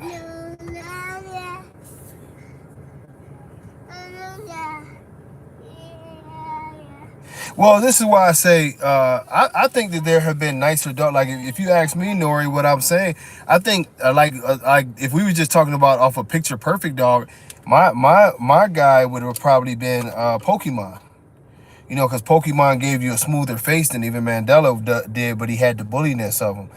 But the thing of it is that it's like the NBA, right?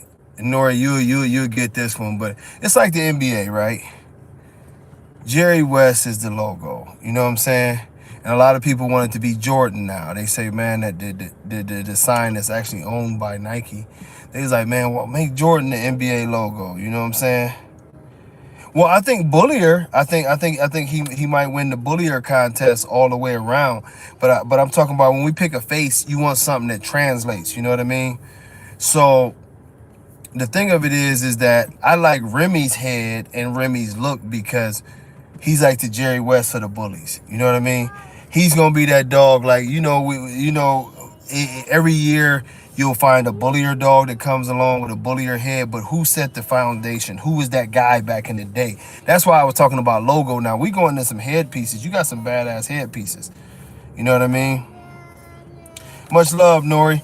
Yeah, yeah, and that's what it is. We looking for a symbol. So I think when you just talking about, like a symbol, I think Remy is a great symbol, especially one of them pictures where you get him and he got that thing anywhere he really want to bite the shit out of something.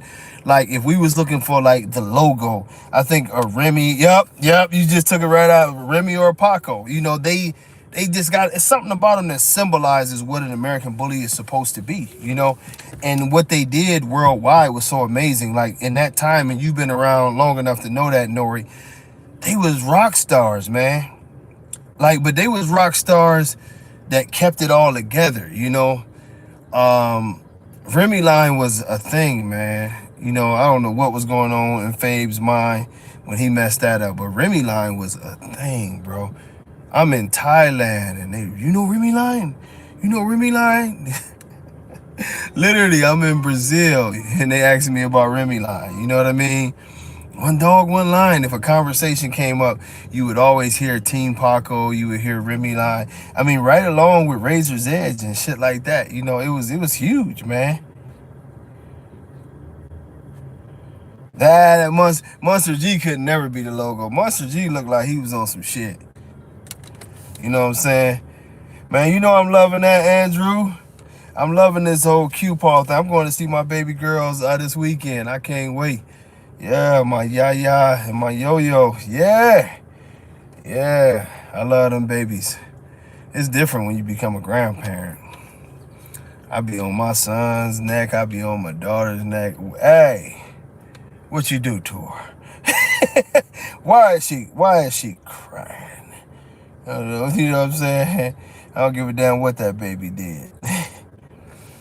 I ain't never, what's crazy? I seen Monster G. I never seen a video of Monster G. Never. I think a video, if most people see that video, Nori, it would be enlightening. Oh, Monster J. Oh, that was my motherfucker there. Monster J, man, I always tell that story, Nori. Monster J, I seen him bark at the Nation for 4 hours in 90-degree weather. He was under a tree. They had caution tape all around the tree. I saw this big ass dog all day give him the business. Oh, that monster. Yeah, that new Trojan Monster G. Real dogs. I hate the new Trojans stop doing their thing, man.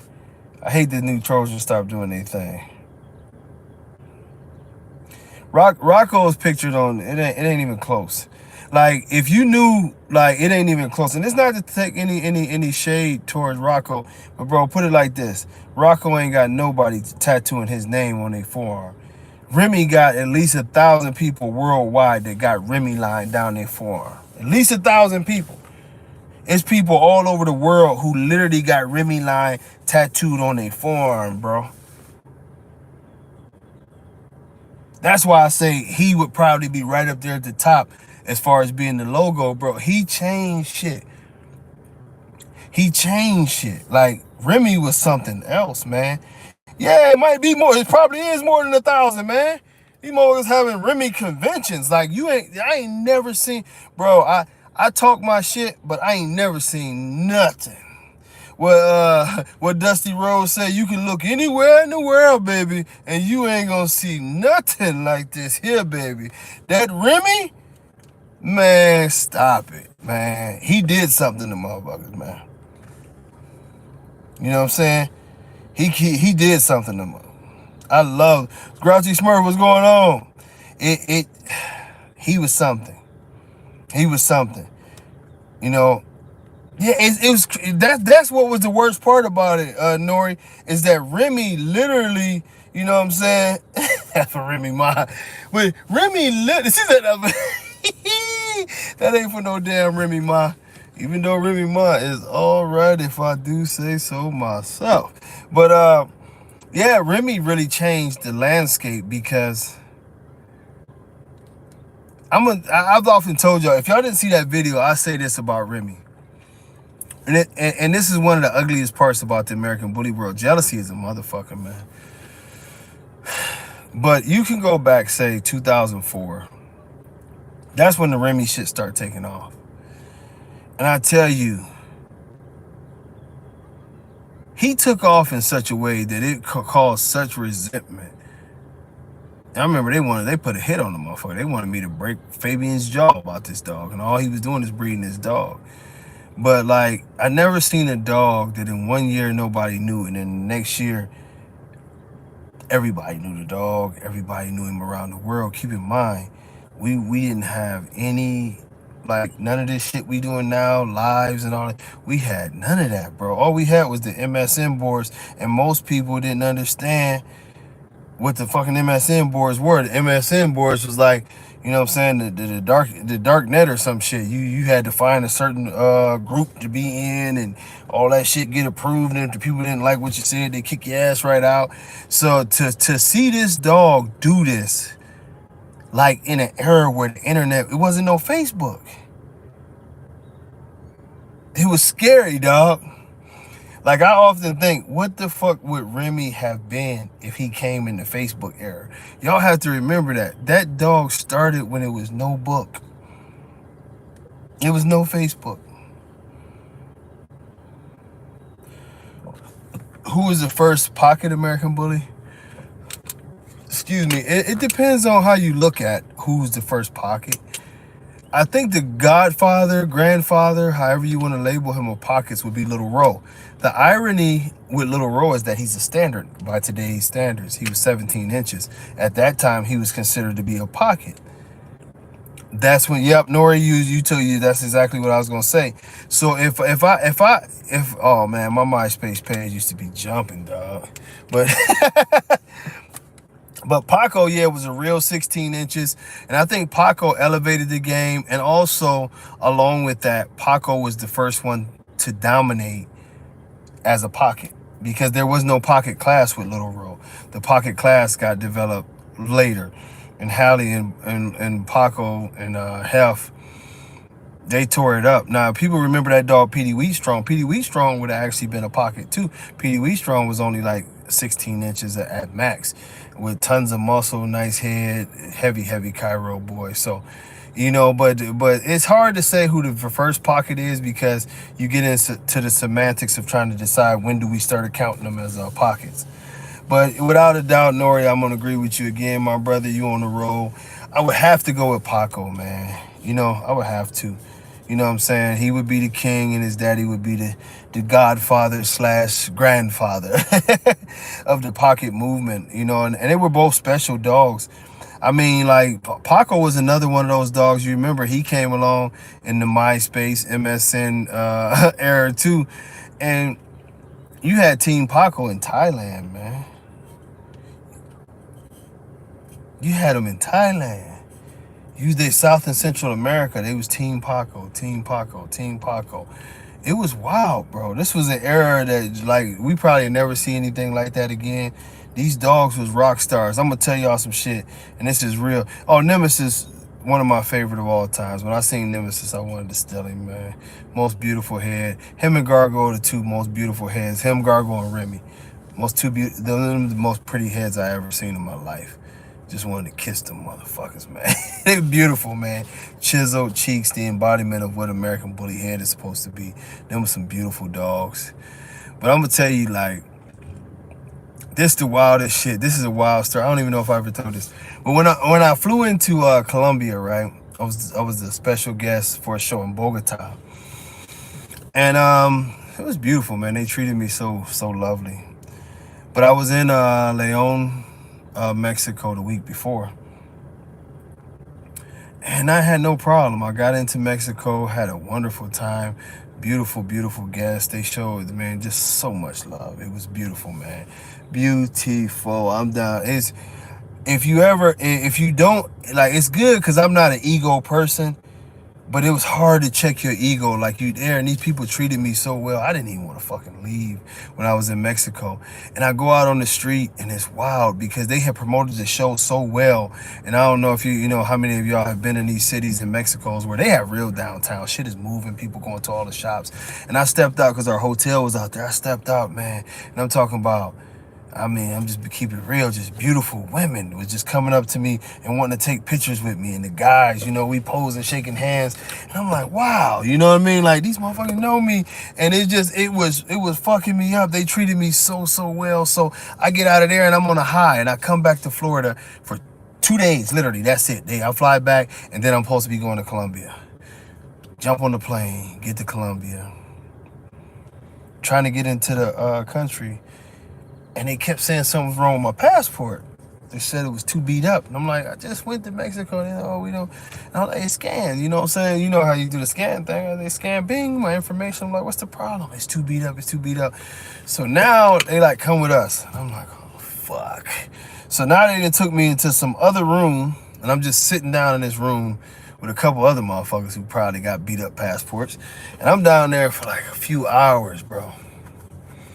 And I'm just like, basically, you know, I still got my cell phone and shit. Ain't like I was in prison or nothing. But, yeah, Toshi was a looker. He never got to produce. But so I'm like, well, fuck. You know, I'm calling people, you know, trying to link to their Wi-Fi and shit, calling people. And I'm just basically like, man, they can come. I guess I'm going to have to get a ticket to try to get back home because they ain't going to let me in.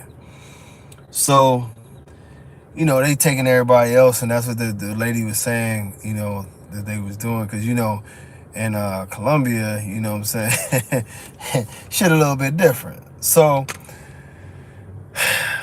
never forget, you know, another pretty young lady come down there. She called my name. I come up there, talk to her, whatever. And she like, you good to go? And I'm like, I'm good. She's like, you good? And she was like, you know, Colonel such and such said it's okay. I'm like, so I'm like, I'm really feeling, now y'all keep in mind, y'all feel me on this. Like, first of all, I'm like, okay, my Spanish ain't great. So, you know what I'm saying? And then, you know what I'm saying? Some people in Colombia want to speak Portuguese too. So I'm like, you know, I'm lost like a motherfucker. I ain't got, you know, usually they always have somebody come and meet you and shit. I'm like, well, good Lord, what am I doing? Right? So, Babyface Nelson didn't have no rear. He was all front. He had Miley Cyrus booty. A real Nora, you'd have seen that shit, you'd have giggled. But anyway, the dude comes and they like, yeah, that's the assistant to the well, I guess basically what would be the equivalent to our president. I'm like, huh? So yeah, this is one. He's an assistant. He's connected big, so he didn't got me in the country and shit. It's like he told him this show is very, very big. We needed you in here. So I'm like, oh shit, all right. So once I get over into the other side of the airport where you go, you know what I'm saying? This is when shit gets real because now it's like a welcoming party. It's people everywhere. You know, people once again stop, take pictures and all this shit. And I'm like, man. And I sort of get used to it after a while, but it's still hard to get used to because you're not really a celebrity. But when you go to other countries, you are because of YouTube and the dogs and shit. But the craziest thing is, I go up to this restaurant. We about to eat. I finally get with my people, my host and everything. This dude comes out of nowhere like, hey. And I'm thinking he know me, so I'm like, all right, I'm about to take a picture with dude. What's up, man? He all excited. He's like, hey, did you ever meet Paco? Man, this shit fucked me up because he was so excited. And, and I'm thinking he excited to see me. I'm like, nah, I feel like I got a little bit of swag. He said, you ever meet Paco? And he was just so sincere, and I could see it in his face. And I was like, yeah, many a times, man. And he's like, was you the one to discover Paco? You first one that wanted him in the ring? I was like, yeah, man. And it was crazy because dude, lightweight, teared up. He was like, thank you so much.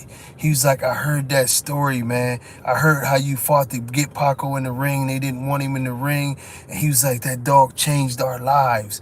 And he starts showing me all the Team Paco shit that people had down here in Colombia. And he was like, it's a branch in Thailand. It's a branch here. He was like, man, we look at you like you're a hero because you fought for Paco. And it was the wildest shit. You know what I mean? Because I'm like, whoa. I didn't even think people ever paid attention to that story, you know what I'm saying, from that show. And he was like, yeah, man, they would have never gave Paco a chance if it wasn't for you. And I had to tell him, I said, I think he would have got his chance anyway, eventually. He was a badass dog. He's like, yeah, man, but you was the one that you saw his potential. And it was the craziest thing, man, because, it just tripped me out that I'm thousands of miles away and they knew the dog better than they knew me. Nah, just the fact that it meant that much to them, that, these brothers is rocking Team Paco shirts. And then you go to the shows and, it's many places that I've been to around the world doing shows, you know what I mean? I haven't judged in South Africa yet, but I will the end of this year. And I met a lot of people from South Africa, and, I've met some people from Australia. I mean, you name it, you know what I'm saying? And one of the funniest things is they always show this memorabilia of stuff from like Team Paco, Remy line. Some of them have like, D-line stuff that I have to sign them, or they bring pictures of, like I probably signed 1 million Denzel pictures. And it's an amazing thing because it's not to brag, but y'all don't know, like, dog, that shit is so beautiful. I'm being real. It's so beautiful when you go to another place and you remember when this shit was nothing. You remember when these dogs was nothing. You remember when you were nothing. You know what I mean? You was just something else, not in this world, but you go somewhere and you realize that you did something that people are so excited about. One of the most touching moments I ever seen was at that Leon, Mexico show, right? And it was this brother that was handling, right? He's handling everybody's dogs, and he's doing it so beautifully, man, because the dogs were so on point, so on point. It was beautiful, man. And I'm judging this show. That's the show where y'all might have seen pictures where me and Shorty from Pit Boss, that was one of the shows we were at together. But I started to pay attention to the brother, and I noticed, like on his knees, he had taken and put, what I guess what we would call a patch as a kid. Granny used to patch your knees up, you know what I mean? And he had, you could see that he had did not the best type of alterations to the suit, but he had put the suit together. And then, you know what I'm saying? And I just was gaining more and more respect for him. And, and I just peeped it, I peeped out how much pride he took. He had his little bow tie, and he was as clean as he could possibly be. You know what I mean? But you saw the effort. Like, I don't have money to go out and buy a new suit, but I'm going to show up clean, even though other people are in here in T-shirts. Okay, Dooney, we'll check that out later, okay? I promise.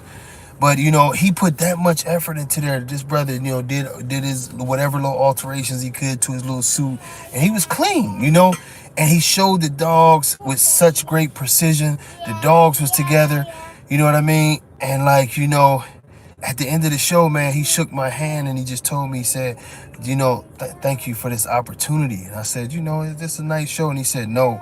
He said, I know who you are, and y'all pioneers, and this means so much to me, that I really, really want to, be great at this. And you know what I mean? And I'm sort of just like taken back because after everything that I had taken in, DeCarla, quiet. She don't hear nothing. But, everything that I had taken in, DeCarla, hey, shh. She got them headphones on, shh. But you know, everything that I had taken in and seen the effort that this man was giving and seeing the effort that these beautiful people was giving and the excitement, it wasn't about me feeling famous. It was just the fact that we were some dudes who started off throwing these shows under small pavilions at parks with, you know what I'm saying, 20, 30 people, and starting to go around and go to places. And then you have brothers like Byron who started renting out these huge places, and Larry Durant renting out these huge places, and we would always travel, and the dogs became stars. Then you had Atomic Dog magazine, and you know, of course, the MSN boards was huge because you had so many people starting to pick it up. And you know what I mean, these small things now, no matter where, and I'm just telling y'all my experience, and it don't make me important, it just make me recognizable. No matter where I go, man, I can be in Walmart here, somebody stop me, hey, and they know all about the dogs, and you know what I mean, or I can be, you know, all the way across the damn ocean and be in the airport, and the guy come up and want to have a long conversation about dogs, and like, I can't believe you're fucking here, you know, that type of thing. And it's wild, because that's why I say I fight so hard for this breed, because this breed is giving me something of a special experience in life, you know, because I've traveled the world, you know, because of these dogs. I've met a lot of people who love the same thing that I love because of these dogs. I've met, you know, famous people because of these dogs. And it's one of the reasons why, you know, to see the amazement of the dogs, because it had nothing really to do with us. People fell in love with Paco. They fell in love with Remy. They fell in love with the image of, nobody hardly ever seen Juan Gotti, but they fell in love with that one image of Juan Gotti. You know, the couple images of Cairo. These dogs became, like, you know, bigger than life in a lot of places, where you see murals. Literally, in some countries, you have small or not so small murals of these dogs, because it I don't know what it is about the American Bully, but it does people differently. Like, the things that you see with the American Bully, you don't see with other breeds. It was a real movement, and that's why y'all see me get crazy sometime and cuss a motherfucker out or whatever the case may be, because the truth of the matter is that it was I won't say was like it's dead, but it's such a special thing to see what this breed did, coming from a bunch of dudes who was coming from nowhere. None of us was like superstars. None of us was like these big celebrities or anything that would just happen to be pushing a dog. We was a bunch of regular nobody type dudes doing whatever we was doing. And this thing took off worldwide to literally where you'd be hard pressed to find many places on the face of the earth now today that have an internet, that don't know, you know, that it's not somebody that knows us. And it's sad to me to see, especially somebody like Dave. And like I told y'all, I don't wish nothing bad on Dave. It's sort of heartbreaking to see somebody sell out something that made you, dog. You know, when you see so-called OGs and they shitting on the dogs that really, like, nobody wouldn't even give a fuck about you, Dave. You'd still be somewhere planting flowers if it wasn't for Cairo, if it wasn't for Little Row. You know what I mean? And I could go down the list of individuals who owe a lot to the dogs as far as what it is. And they missed out on the most important thing, the movement of something that we came together and created, going worldwide and being a beautiful thing. And now we're at an impasse, because never at any point during this 25-ish year journey that we've been on has it been such a heartbreaker. Was incredible, man. Has it been such a moment where people want to see the history of these dogs erased? You know, they think it's funny and they think it's cute to be like, oh, Remy wasn't shit. Oh, that's that old shit. It's time to let that go. You know what I mean? Paco, oh, it wasn't this, it wasn't that. And they don't understand. That's like for me, that's like saying grandpa wasn't shit. You know what I mean? Grandma wasn't shit. Our legacy is built, you know, brick by brick by these dogs and everything that they did. You know what I mean? I just personally cannot let that legacy go to waste or be erased, you know? It's a lot of people, and I mean, I'm sure it's a lot of y'all on here that love those dogs. And this is what my movement is about. And I say mine in a very selfish way, but our movement is about, this is something special that can still work out. You know, it's the people's dog, you know? This and that's the way I see it, because we watched everybody else create something. A lot of dogs was created in, you know, in Europe. A lot of dogs was created in different countries in Europe, or some high society dogs or whatever. But the American Bully, what I'm saying, is the one dog that you can truly say was created by the people. Think about that shit. You had dudes who, what I'm saying, were in, biker groups, let's say that. You had dudes who were in other groups, what I'm saying? You had dudes who were pharmacists without degrees. You had you had, what I'm saying? You had just the local cool dudes in the hood. You know what I mean? You had a bunch of normal people. Not everybody was illegal, but you had a bunch of normal people who came together and sparked something, and it took off to become truly a worldwide phenomenon. I mean, to this day, like, most of y'all don't follow the IBKC probably. Memo is getting flown all around the world because of these dogs. The EBKC is still functional and doing this thing. You know what I mean? This thing still is going and going and going and going. Even with bad leadership and bad ethics, it's still going. And it started just from some cats that look like us. The gardener in Virginia that lies a lot. you know, the law-breaking dude from Ohio. The tattooed guy from New York and Devil's Den. You can go on and on. The Louisiana boys. What's going on, Chris? A bunch of normal ass dudes who didn't have anything going on but a passion, and now they know our shit worldwide. Literally worldwide. It's wild, and that's why that's the only thing that feeds me into wanting to keep on pushing for it. You know what I mean? You wanted to keep on pushing for it. I look forward to our first nationals and bringing Fabian in the ring and shaking his hand, and what I'm saying, and handing him over Remy's Hall of Fame plaque. You know what I mean? Much love, Chris. I ain't going nowhere. It's fun again to me. But I look forward to, what I'm saying, handing over Cairo's Hall of Fame shit. You know what I'm saying? I'll probably have to mail that to Dave. He ain't gonna show up, but I'm still gonna put Cairo on there. But it's we live in a day and age now where people feel like that you can erase legacy. You can't erase legacy.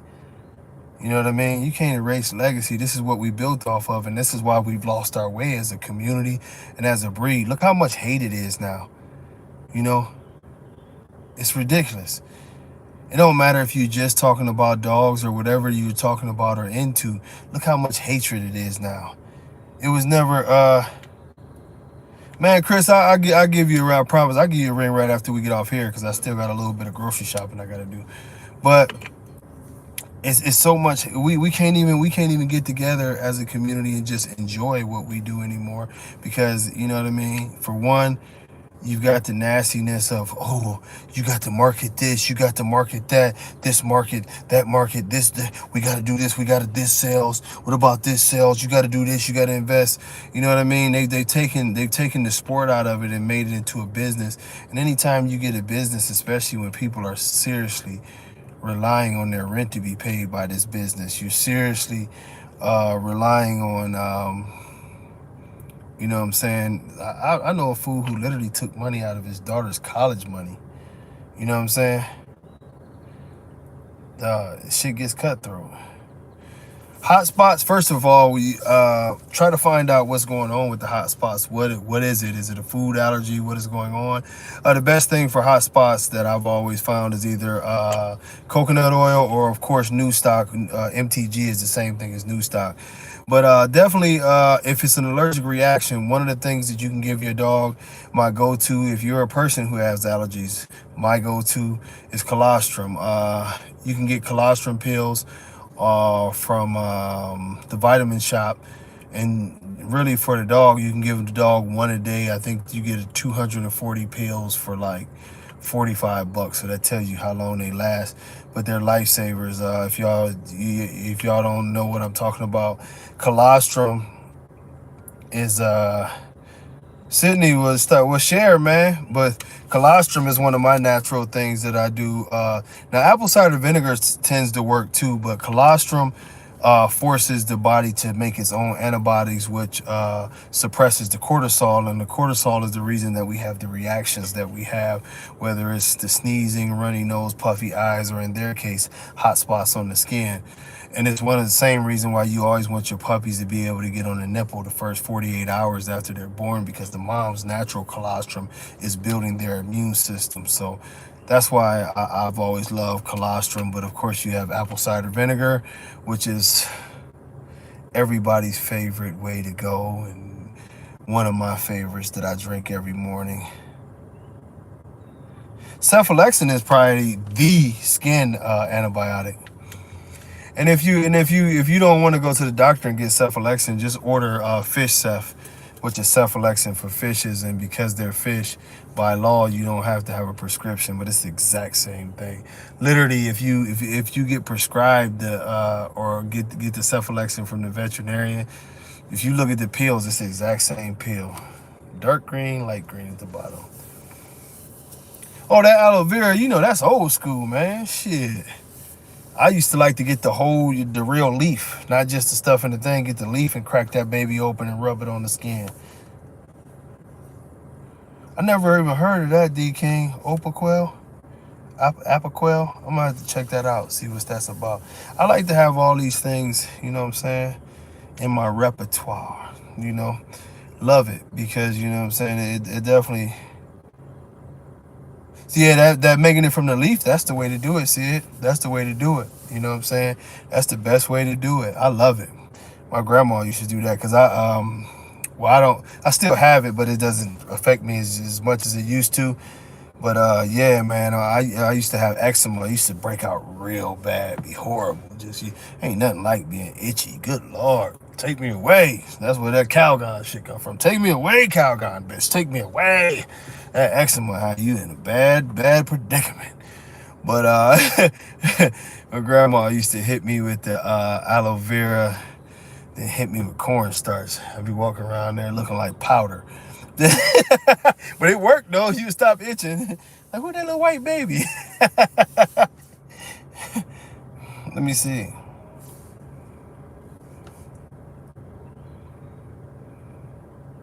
I'm gonna tell you like this, OD. Keep trying, see if you can get some yogurt in the system. But sometimes you'll notice that a few days after the moms give birth to the puppies, they don't eat. Some of them get so stuck on their puppies that they just don't eat. And they'll pick it up. They'll get hungry and they'll eat, you know what I mean? But if you can get them to nibble on some meat, that's my thing. I usually give them hamburger and different things like that. You know what I mean? It is, it is what it is. But if she's not acting sick, she's still drinking water, it's okay. Just sometimes, like, they'll also have an upset stomach, of course, because they've licked up all of that disgusting stuff and it's not passed through their system. But what's actually good for the mom sometimes is eating the placenta and stuff like that. Gives them vital things that can help them through the process of building their antibodies in their own system and taking care of business. So it might just that she's going through the natural process. Not all moms start eating right away. Some, as long as she's drinking water, it's nothing to worry about. Hydration, I'll take care of business. The body fats of the dog that's still left over and all of that stuff, she'll be good for her, for a few days. But trust me, she'll get hungry, because them puppies gonna suck the life out of her, and then she gonna have to eat. And then when she does start eating, especially if you notice that maybe the milk isn't how you want to do it, add you some fatty yogurts or some cottage cheese, maybe even a little vanilla ice cream, whatever works to get her to take in some calcium. Yeah, the good shit.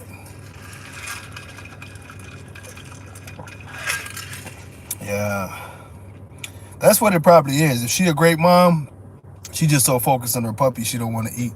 I got several bitches like that I don't even worry about them eating. And I don't want to sound like I don't worry about it, but I just don't even, like, I see, like, I've seen them on their litter, so I know what type of moms they are, and they gonna be locked in. Like, I got one like that right now, man. Locked in, just locked in. Like, she's not going to go anywhere. She's going to be on her puppies. She's not going to pee and poop in the area, none of that. You let the bitch outside, She's gonna pee and poop like with world-class precision and speed, and she's gonna be right back at the door, scratching at the door like within 60 seconds. It's like I'm back. You know what I'm saying? So yeah, that could be very well be the case. But as long as she's drinking, that's the one thing that I would tell you. And I also tell you this is a trick. If you're worried about nutrition, right? Boo man, don't you start your stuff on the Lord's day. But if you want to get the nutrition in her, OD, get you some goat's milk and make her some warm goat's milk. If she's still a drink, get the goat's milk mix, or if it's already pre-mixed, warm it up a little bit and let her drink that. That's a way to get the nutritions coming through the water. You know what I mean? Through the fluids, and then you still get them. So I get my girls like that. And even when I'm weaning my puppies, instead of giving them straight water all day, I'll still sometimes go ahead and mix them a warm bowl of goat milk. That way I know they staying hydrated. One of my best mixes is I get the coconut water, warm with the coconut water, get the goat milk powder, put that there. Oh, puppies they go into a milk coma quick. Yeah, man. But yeah, as long as she's taking some fluids in, you good, man. You know what I'm saying? Much love, Eric. You know, and it's all those things, you know, and every bitch is different when they're giving birth, you know. One of the things I would tell all of y'all is you can deworm during pregnancies. Make sure you deworm them bitches. Parasites are going to be your number one issue with your puppies. Everybody worries about the food and this, that, and the other, which you do want good food, and you do want them puppies to get fat as possible, come out just looking like they on steroids, all that good shit. But the main thing is that you want to get those parasites out of there. You want to treat for all love for sure, OD. You want to treat for all the parasites that you can. You want to, you know what I mean? You want to make sure that this bitch is good and clean, because the cleaner your female is, the better your puppies are going to be. You know, so I treat for coccidia, which is very, very simple. I treat for, I go ahead and I deworm most of the time with like Pyrantel, something soft. And typically what I'll do is I'll deworm, the 4th week of the pregnancy, the 6th week of the pregnancy, and the 8th week of the pregnancy. I skipped the first month, you know what I mean, but because they're a little more sensitive at that time. But yeah, I go the 4th week of that pregnancy, 6 and 8. That way I know that, you know what I'm saying, I've done 2-week intervals. So if any eggs were laid, guess what?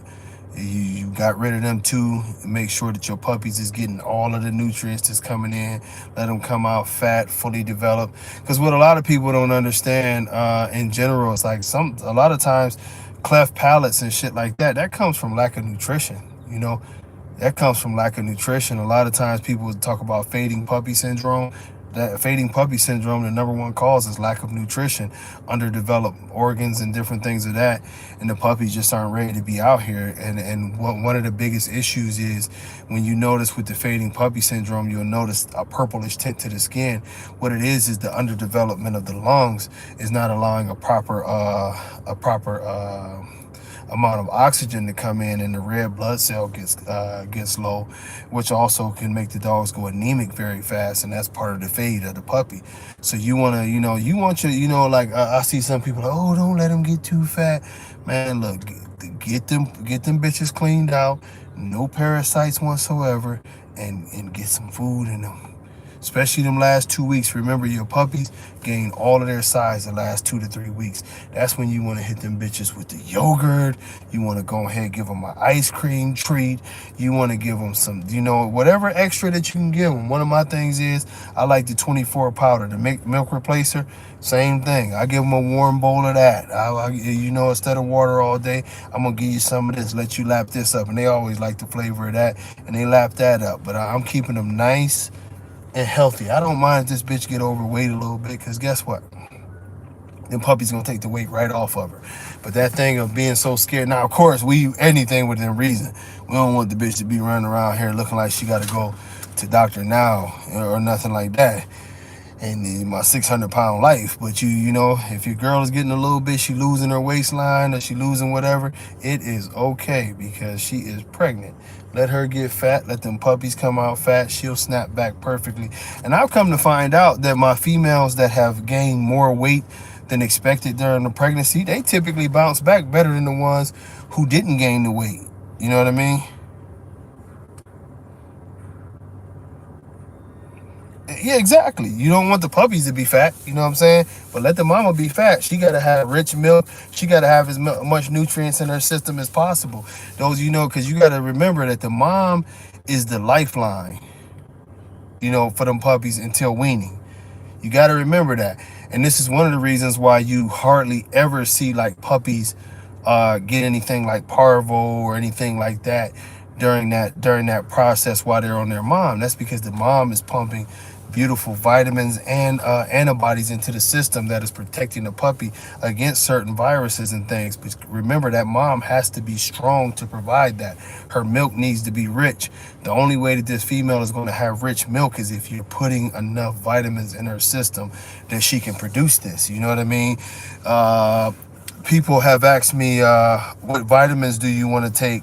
You know what I mean? Oh, absolutely. I know what you mean. I know what you mean. But yeah, what he was saying is that you don't want your puppies fat after they're born. You don't want them to start bending them bones once they get on their feet and shit. Yeah, you want the puppies at a nice healthy weight. But you know what I mean? I know a lot of guys that I would consider pretty good breeders. One of the things that they've been saying that has been a go-to here of late is the Oxy Mama vitamins. I've seen several people talk about them Oxy Mama vitamins, and I'm actually going to start using them. And I haven't been using them. I keep saying I'm going to use them, but I'm going to actually order some tonight and have them on deck. But people live by them. They say they are great, a great prenatal for your dogs. You know what I'm saying? They're noticing that the puppies seem to be a lot livelier, a little heftier. The mom seems to be stronger during the labor. And that's something else to remember too, is that it takes a lot of stress. It takes a lot, you know, in a female to be able to push puppies out. So, you know, you want your female to have some, you know, have some strength. And of course, if she's underweight, you know, during the pregnancy and all her weight was belly, it could be that the female starts to tap out, you know. Now Rustin, you got me going then. Okay, cool. I'm gonna get me some of that Oxy Mama. I actually got some saved in my cart on Amazon. But my cart at Amazon, its current bill is like 1.7 million.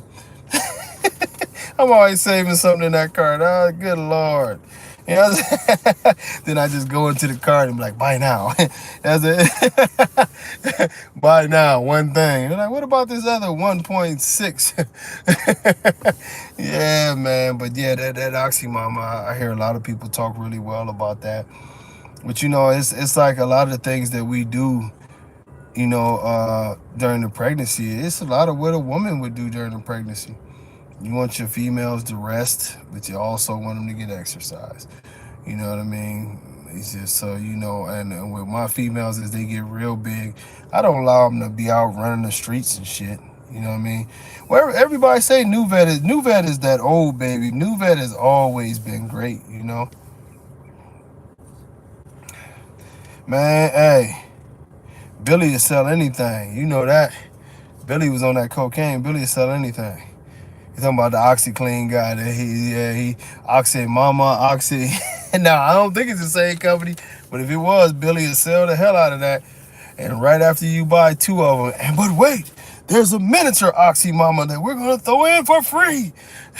Hey, that motherfucker sell him some shit. That was my cousin. But you know, like, yeah, you know, it is, you know, then we talked about, I guess we talked about dog food. We talked about the vitamins. You want to sit up here? Okay. Sit up here, pumpkin. You want some oranges? No, you get an orange when you get home. You ain't throwing that stuff all over my car. Why? Why? I don't want you throwing shit all over my car. But, yeah, it's getting dark now. But, you know, another thing is that, and this is off the topic of basic health, but another thing that I want to see more of in this community. Hell no, I ain't getting no Rottweiler video. It's probably, let me check. I'll check. It's probably sitting right there. Man, I was just saying that earlier. Like, I missed so many messages and phone calls. Part of it is because of where I stay at, and the other part of it is because I put some dumb shit on my phone, and it silences everything now. So I'm probably have to take that shit off. I don't get no notifications. I click on even the social media. I click in there and I got 957,000 messages that I done missed and shit. But yeah, I gotta check it out. You know I love them Rottweilers, Russ. I gotta check it out, man. I gotta check it out. Excuse me, I'm belching. But well, yeah, one of the things that I want to start getting a rating on is temperament rating. And of course, you know, you got to have some trained professionals on that.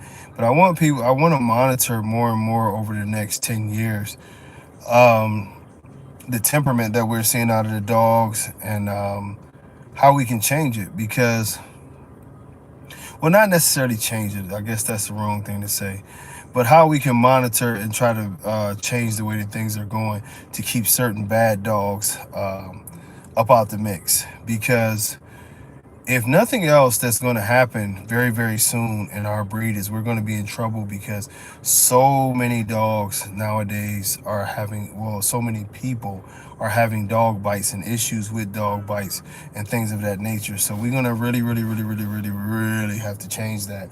Because if we don't, you know, shit's going to get real, and it's going to get real, real fast. I've told y'all about this, and I'm glad I got y'all here so we can talk about this. And I'm not putting anybody on blast.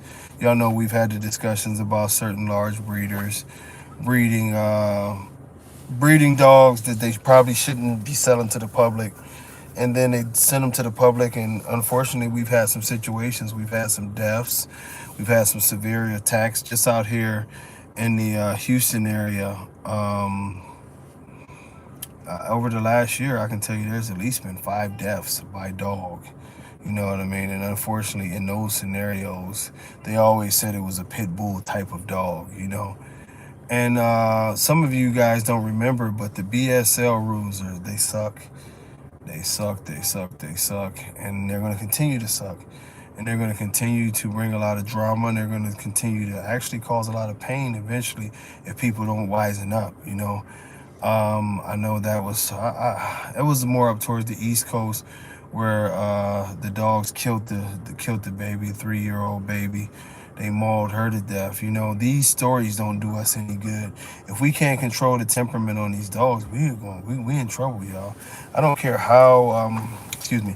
I don't care how great the dog is. I don't care whatever. If you have a vicious dog, like if the dog is really, really nasty, that's not a breeding dog, man. It might be your dog, and you might like the dog at home, and it's cool. But if this dog is the type of dog that can't get along well with family, and I see people breed these dogs. Like, the last thing I would ever do is want a dog that can't act right around my kids. And I'm talking about a dog that I raised. You know what I mean? Like, if you at our house, you're gonna see the kids piled up. Then you're gonna see crazy ass dogs trying to pile up on top of the kids because they love the kids. You know what I'm saying? They will do something to you about their babies. So, you know, that's the correct temperament for me. If I see the dog act like that he wants to do something to the kid, then I gotta chop his head off. Let me see. No. Mario, that's normal. That's normal. That's normal. Anytime that female has puppies, you have to understand that nature takes its course. And nature is going to say that she's there to protect her puppies. She no longer looks at everybody else as friendlies.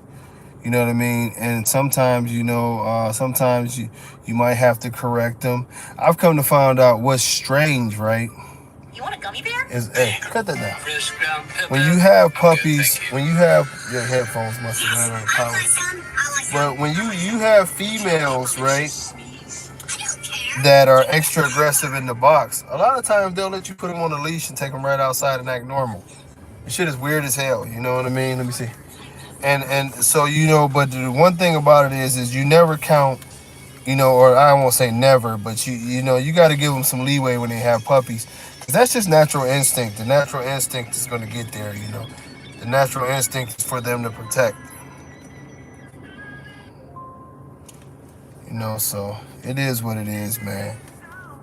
Huh, there you go. Hold on, let's plug them up real quick. Look like they dying. Hold on for a second. I'm trying to keep her on point, y'all. She got her cool little headphones. Just give them a couple minutes. Give them a couple minutes. But yeah, definitely. Anytime you're dealing with a pregnant dog, everything goes out the window, bro. Everything goes out the window with a pregnant dog, because nature is taking its course. That dog could change up and be any kind of dog you want to. Turn it down, girl. But you know, you have some that are great. Like I've got some females that'll let you climb in the box with them, let you pick up the puppy, let you handle them.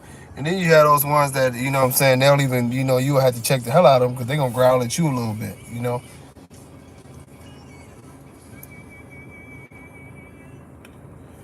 Yeah, Mario. That's sort of normal to where a lot of times, what I'm saying, if you want to deal with the puppies, you need to take the mom away. I often tell people all the time that it's best to just take the mom away when you're dealing with the puppies until you can tell that the dog is very, very, very, very comfortable with you having the puppies. Because I've known people who've taken for granted that the dog was cool and the dog doesn't show any kind of response or anything, and then a puppy yelps. And it's like that's a trigger. The puppy yelps and the dog just jumps and snaps, and you know what I mean? So it's best to be careful and get the mom away. And plus, if you get a mom a chance to say, like, go outside and use the bathroom or whatever while you handle the puppies and everything, and she comes back in and they're fine, it seems like, you know what I mean, it's a lot easier to deal with that way. And they're smart. They start to get onto it. They're like, okay, cool, man. Ain't nothing. Yeah, I'll put it in the trash. But, they start to understand, like, okay, nobody's going to hurt my puppies. You know what I mean? Yeah, I mean, Mario, that happens, it happens. And it's just, it's nature. You hate that they get that way, but it's nature. And what you might find out is in a couple weeks, you'll find out is that, as the longer that the puppies are around, the more relaxed that she gets about having the puppies around, and things totally change. And you'll notice that a lot more with the first time moms. Usually when it's the second, third trip around, they're totally used to you doing everything that you need to do. That you doing everything that you need to do to get the puppies taken care of and stuff like that. And even to the point that once you take them to the vet, they sort of chill out. But yeah, it's man, them moms can be something else. I had one that I was just like, good Lord, man. She would just show her ass like she was ready to bite and everything else. I go get the leash. She'll bring her ass right on. Weirdest shit ever. Like, she do all this showing out, like, you know what I mean? Just show all the way out, bro. Just like to the point where I'm just looking at her like, damn, you make me want to just crack your ass. You get the leash, she hop right out the box. Let's go. Like, if that's all it takes. But yeah, definitely be careful, because I think you're gonna notice over the next couple weeks that she relaxes a lot. Yes, it typically when they act like that, it typically seems like it's the first week or two, and then after that they calm all the way down.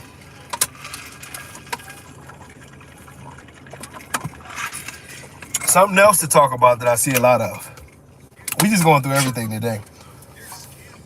Now, let's talk about toenails. Stop. But I have seen so many people who don't clip their dog's nails. I'm guilty of it sometimes. But I will tell you one thing that is very, very underrated, and you guys will get a lesson of this if you have not already, is that if you are not regularly clipping those nails and keeping those nails right, it does affect the way your dog walks. It can affect your dog's posture, and it can affect the tightness of the dog's paws. Of course, because it hurts them. So as they hurt, they adjust. And as they adjust, it changes the structure and the posture a lot. So I know it's a job, but it's best that you start them when they're young and stay on it. If you're using the Drummo, use the Drummo. If you're using the Clippers, use the Clippers. But get them as used to possible as you can of them getting their paws work with, because it can become chronic. Yeah, it can become chronic. Believe it or not, bad toenails can lead to arthritis. And the reason, the reason being is a lot of times they shift the way that they walk back on their past turns. Is too much weight on the joint, and later on, what I'm saying, it affects the joint in a way that is very, very tender, arthritic, and now you have a real problem, because as that joint gets to be arthritic, what happens is they adjust their posture even more, and it causes problems with the shoulders and this and that and the other. No. BBM, it's never been a finished product. And the reason, I mean, now I think it depends on how you look at that, because I've often said in order for it to be a breed, the majority have to fit the standard. I don't think that has ever happened. Now, were there dogs that fit the standard? Are there dogs currently that would still fit the? Yes. But in order for you to become a breed, this has to be a thing of the norm, and norm would be majority. And right now, the majority of the dogs do not fit the standard, and that's where we run into a problem at. And I mean, it can change in a few generations if we just follow rules. I think the Remy line experiment showed that very, very strongly. Is that if you can stick to the script and do what you're supposed to do, it's all good. It'll all work out for you. If you get crazy and you got to do a bunch of weird things and a bunch of other things, then you set yourself back. Sometimes just one move can set you back 4 or 5 generations, man. And it's unfortunate, but it's something that happens. And that's our mission, was going to be our mission with the TBKC, is to finish this deal off. You know what I mean? To finish this deal off, to have the majority, to have, 20 dog classes, to where you're looking around and every single dog in those 20 dog classes can easily be identified as an American bully, not a pit bull, not a bulldog, none of that. It's an American bully, and they have a very distinct look, and you can tell all 20 of those dogs are the same breed. We haven't reached that point yet. Generally, when you see classes of dogs in there, even if they're all standards, you're seeing a variety of looks, you're seeing a variety of bone density, a variety of mass, a variety of even the symmetry. I've noticed more and more dogs with the longer backs and the higher rears. You can see some dogs that are still short back. You see some dogs that have normal proportions, but very straight stifles and high rears. You know what I mean? So we got some work to do, but who's afraid of work? You know what I mean? It's a thing that we're this is I don't look at it as work. I look at it as a pleasure, and I think that going forward, we're gonna get the job done. But it definitely was never done before. You know what I mean? It definitely was never done before. But this is one thing I encourage Robert Vaughn. I know that's right. This is one thing I've encouraged everybody about, is think about the opportunity. There are certain names from certain breeds that these guys are now gone. The Floyd Boudreaux of the world, and you know what I mean, the Dr. Johnsons of the world. With the Johnson Bulldogs, and a lot of you all have the opportunity to stamp something that will go down in history. I don't think the American Bully is going anywhere. I strongly believe that at some point in time, the American Bully will be an internationally recognized breed that will be separated from its counterparts and relatives. And at some point in time, I'm hoping to see that some of you guys' names is who they'll be talking about, in 30 or 40 years. Like, yeah, I got some of that, blood from Robert Vaughn, or, I got some of the blood from Mario or Nori or Chris Braden. I got some this is what we all strive for. I would be lying to you if I told you that I hope when I'm old and all the way gray, I'm going gray, but I hope when I'm all the way gray, you know what I mean, that somebody takes pride in still saying like, yeah, that Hall of Fame blood, that go back 50 years and this is what it is. You know what I mean?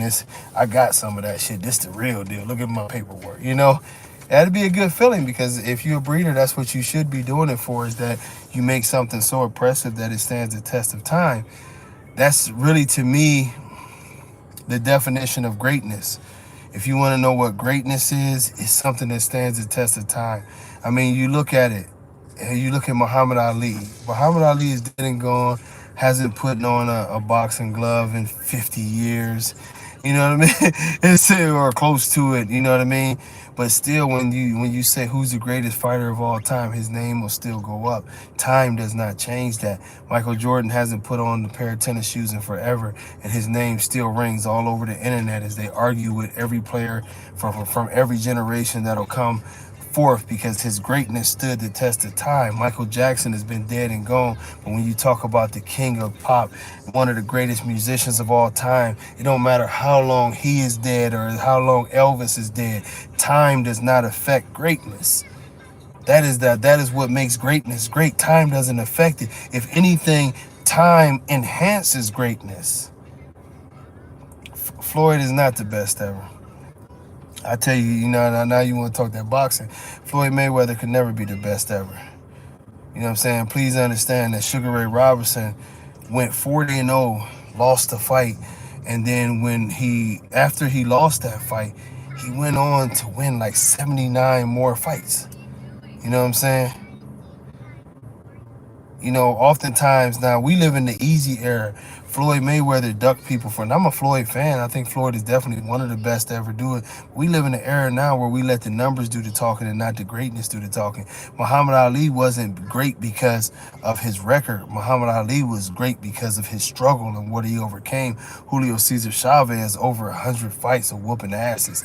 I can tell you great fighters, you know what I mean?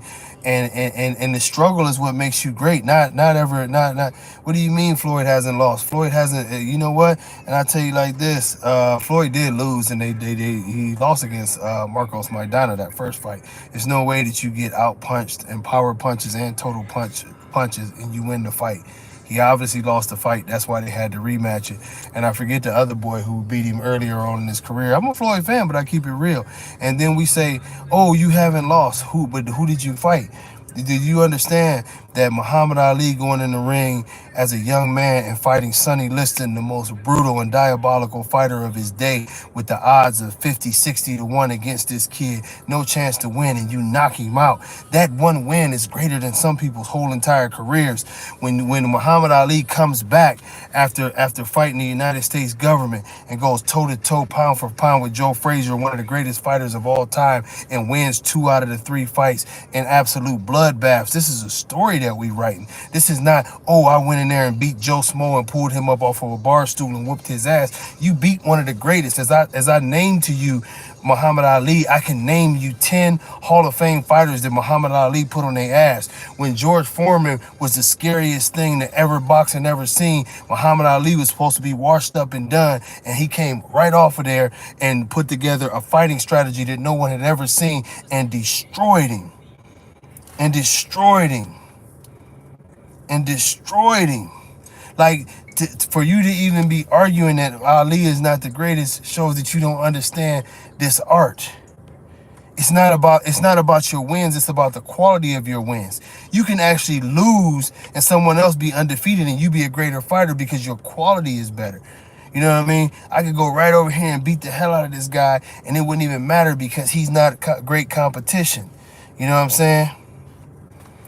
But at the end of the day, George Foreman is a great fighter in itself. George Foreman came out at damn near 50 years old and knocked out a young fighter and won the heavyweight title, you know what I mean, years after he won it his first time. This is what I'm telling y'all. Like, that's why I don't like the American Bully game now, because everybody claps and parades about dogs who are winning titles in fixed shows. You got you know what I mean? It's no real competition when you can be a national champion with a kink tail. You know what I'm saying? You can be you know what I'm saying? You can be considered a legendary dog with a rear that's higher than your head, straight stifles, and the breathing issues. You know what I mean? Mike would have slaughtered a lot of them in his prime, and that's for sure. Mike Tyson is second on my list as the greatest fighter of all time. You know what I mean? But when you look at Muhammad Ali We didn't even get to see Muhammad Ali during his greatest years because he had his greatest victory when he beat the United States government, you know what I mean, and stood up against something that had been tyranny against our people for a long time. So when you talk about greatness, Muhammad Ali is just great on all kind of levels. When you know what I mean, we could talk about boxing, but Muhammad Ali is just a GOAT for so many reasons. Muhammad Ali is the greatest of all time. It is undisputed, undeniable. We can't even do that. You know what I mean? We can't even do that. When the United States government and the president of the United States was calling overseas and saying, I want those hostages let go, he told the United States, fuck you. Muhammad Ali went over there and brought them home. Imagine that. You know, Sugar Ray Robinson has a great stake to claim for being the greatest. You know what I mean? I wouldn't even argue with nobody. Muhammad Ali, in my opinion, is, but I think if you threw Sugar Ray Robinson in there with all that he accomplished, it's a hard argument to battle. I think the only reason why I always give the edge to Ali is because of the names that he beat. You know, 10 Hall of Famers. You know what I mean? Just, you know, it's like looking in your wallet, you know what I'm saying? And you might have a fat ass wallet and that motherfucker got look like all kind of cash in there, but you start pulling out ones. Where my wallet might look thin and I pull out 10, $100 bills, you know? You might have 500 and ones. I got 10 $100 bills. I think we know how that adds up. And that's the way I look at Ali's career. His quality wins is just amazing. You know what I mean? It's just amazing. You know, and really, as we talk about sports, and I thank y'all for bringing that up, that's what I want to see in the dog ring. I want to see greatness again. You know, I want to see great competition. My brother Max talked about that earlier, saying that he wants to come in and have and feel like he can always win a show and have a fair opportunity to win a show. This is exactly what I want to see. You know what I mean? This is exactly what I want to see. You know what I'm saying? I don't think that I don't think that anybody would beat Tyson when he was on top of his game. You know what I mean? It's never been a heavyweight faster than Tyson, and there's been very few that hit harder than Tyson. He was the peekaboo style that Tyson had when he was on his grind was amazing. I don't think anybody beats Tyson when he was on his shit. When Cuss had him, nobody beats Tyson. You know, if Cuss would have had Tyson when he became fully developed, it would have been scary. The saddest part about Tyson is we never saw the best version of Tyson because he lost Cuss, he lost Rooney, which that's a story in itself. You know what I'm saying? But his best guys that were around. I mean, his team that put him together, Teddy Atlas. That's a whole nother story, but. You know, the team that put Mike together never got to keep Mike when he was in his prime physically, when he was mature. You know what I mean? They never had the same, so that was the difference. I mean, think about it. The irony of that shit is that arguably the two greatest heavyweights of all time, we missed them in their prime. We never seen Mike Tyson in his prime because when Mike was knocking everybody out, and he was on his shit, Mike was early 20s. When you would expect for a fighter to be at his best is in his late 20s when his body is fully mature and he's at his full strength. By that time, Mike was in trouble. Mike was overweight. Mike wasn't disciplined. He didn't have the right training team. It was the same thing with Ali, that he missed his 3 prime years of his career because he was fighting that lawsuit. So that's oh man, it's scary to think that those two fighters, we never seen the best of them. It's amazing, man. It's amazing. Amazing. Y'all gonna be talking about that boxing shit, and it's amazing. I love it. I love it, man. I love it. I love it, man. I love it. You know what I'm saying? My new dude is Shakur Stevenson. That's my new cat, man. I got if I'm taking any of these young boxers, man, y'all remember I told y'all that Stevenson, he gonna be the one to rise to the top out of all these young guys. Believe me when I tell you this. DMX's legend will never die. DMX is incredible. You know what I mean? Yeah. Haney, I'm a Haney fan, but Haney lost that fight, man. Haney, at times, his activity wasn't good. Loma was landing the more solid shots. I don't think that Loma is a better fighter than Haney. I think he had a better night than Haney, though. One of the bad things that I noticed about Haney in that fight was that his angles were bad. a lot of times, like the last thing you want to do as a fighter is consistently let a guy get on the side of you.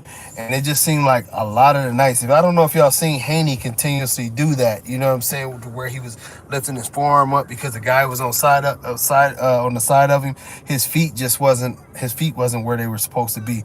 Everybody think that's your hands. No, that's his feet. His feet were not good that night. I don't know what he was doing. I don't know what Loma was doing. I would have to watch it again to see what he was doing to him, but it was driving me crazy that he kept allowing him to get to the side of him. Because you know what I mean, you're in a horrible position if a person gets to the side of you, because for one, you don't have a true, you know what I'm saying, even with a southpaw, his you know what I mean, his pivot game should have been better than that. Because even if, as a conventional style fighter, when you fight in that southpaw, you can, you know what I'm saying, you can take away the jab hand. You know what I mean? It's a little different, but you can pivot out on that jab hand. Most importantly, you know what I mean, step into the jab hand, pivot out to outside of it. It's opposite. It causes a lot of headbutts during the fight, but he was doing something weird, and probably it was just he wasn't, like you said, he wasn't adjusting to that southpaw. Because it was like, dude, how does he keep getting on the side of you? And that's how he was getting caught with some clean shots, because once that guy gets on the side of you, you can't even step out. You know what I mean? You got to pivot one way or the other. That's why you saw him doing that so many times, because he knew it was a punch coming. You know what I'm saying? Which would have been his best thing, was just to tie up. You know what I mean? But I think I'm hoping that yeah, he killed him with the angles, man. Just amazing. But I hope they redo it. I mean, Loma ain't no mother, he ain't no chump. You know what I'm saying? So, but I hope they redo it, man, so that he can clear this up.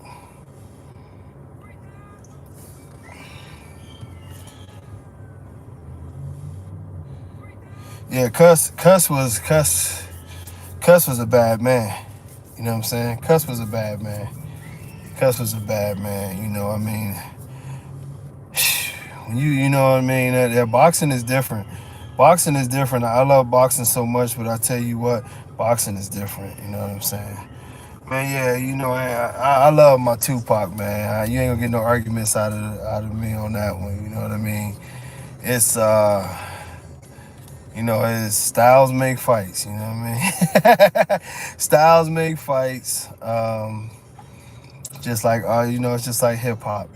I think when you start arguing hip hop, it's the same thing. What's the best? You know what I mean? They all have their moments. They all have their greatness. Like hip hop is so good. Y'all know I used to DJ, right? Yeah. That was my second business. I used to be cold. You know, believe that. I used to be cold on that shit. But one thing about hip hop is, especially even if you get in the zone as a DJ, you come to find out that every hip hop artist is great. You know what I mean? And I don't mean every single one, but you know what I mean? Like, you can have one night where you pay the right Biggie song, and at that moment, everybody like, damn, Big was. Then you put on Pac, you know what I'm saying? Then you would throw in Jay-Z, or you would throw in some Rakim, and you're like, damn. And then out of nowhere, you would hit him with some Snoop, and Snoop get you thinking like, did you hear that shit he just said? Then you hit him with some X, and you're like, oh, well, here he go, you know what I mean? Then you might just go ahead and just stop the whole party and hit him with that old KRS-One, but take the music out and just let him spit. I mean, and all these guys are so great, and that's the best thing about greatness, is that it's going to keep you going, you know what I mean?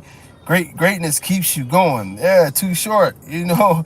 Yeah, well, why you say them nasty words? Short dog. You know what I'm saying? Everybody, but that's what's beautiful about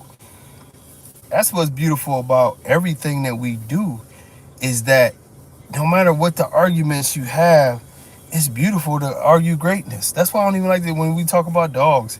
You know what I mean? It's all opinion, but it's beautiful that you got people who, and I mean, you know, and whatever the sport may be or whatever the art may be, that you got, you know, people that's that good at what they do that it's something to argue about, you know. But the best thing is we should all enjoy. Well, Eazy-E just had one of the greatest voices of all time. He would tell you that he basically didn't write any of his raps, but Eazy-E had one of the greatest voices of all time. NWA was just amazing. Undoubtedly, I don't think you get much argument. Well, the Wu-Tang people might argue, but I think it's hard to argue that NWA was it as far as a rap group. You know what I mean?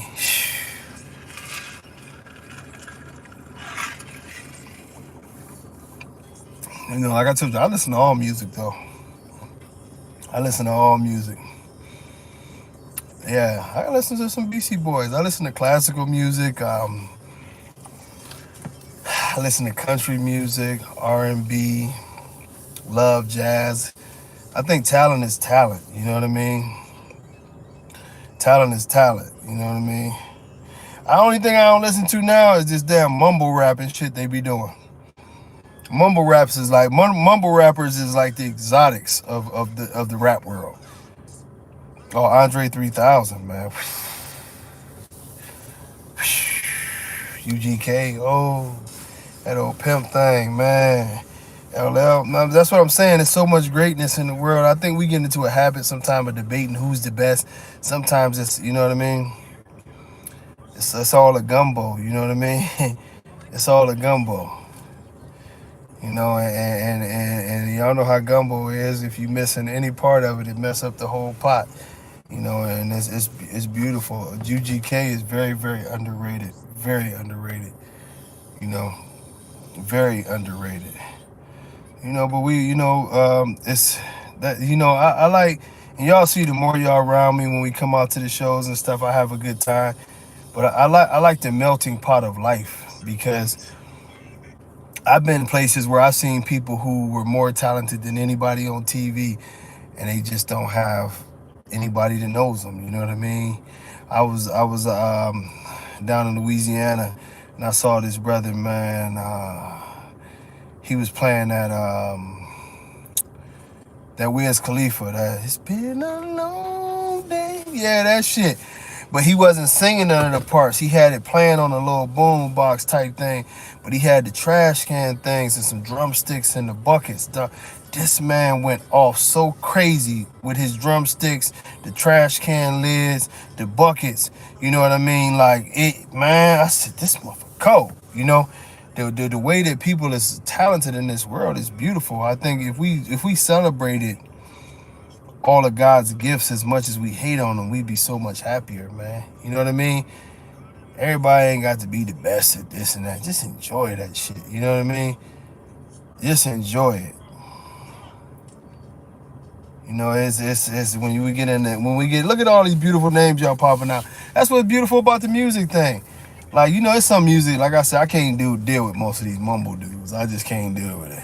I don't know that. But you know what I'm saying? But like even the Migos, it took me a second to get down with the Migos, but now they got some shit I find myself dealing with the Migos for a while. But you know, you got, like I feel like, you know, and they always talk about worldly music, but I just feel like that music is an international language, you know what I mean? It is. You don't even gotta learn, because you know, like I be listening to Spanish music and everything, and I speak Spanish, but I'm not great. Half the time I'll get lost, you know what I'm saying? I'm working on my Spanish, you know, but you know, at the end of the day, you know, I'll be listening to that shit, Hector Lavoe, and you know what I mean? And shit, you know, I get into that shit, you know. Like, I don't know what the fuck he said, but he meant that shit. It's serious. Sometimes when they get going, I get lost. I was like, I think I know what he said, but hey, shit, whatever he said, you know, I'm with it. You know what I mean? Yeah, Lil Baby got some little stuff, man. I liked that boy got arrested. Mo 3. Mo 3 was hard, man. So I said, break my heart. There's so many of these little, yeah, Zero is nice too. It break my heart, so many of these cats, you know what I mean? As soon as they make it, you know what I'm saying, they die. Man, that Spence and Bud fight got me. You know what? Something at the core of me, because of the way Bud was acting, I'm going with Spence. See, I ain't know they out here snitching, but it don't surprise me. And motherfuckers getting jumped in the fitness connection for snitching on folks nowadays.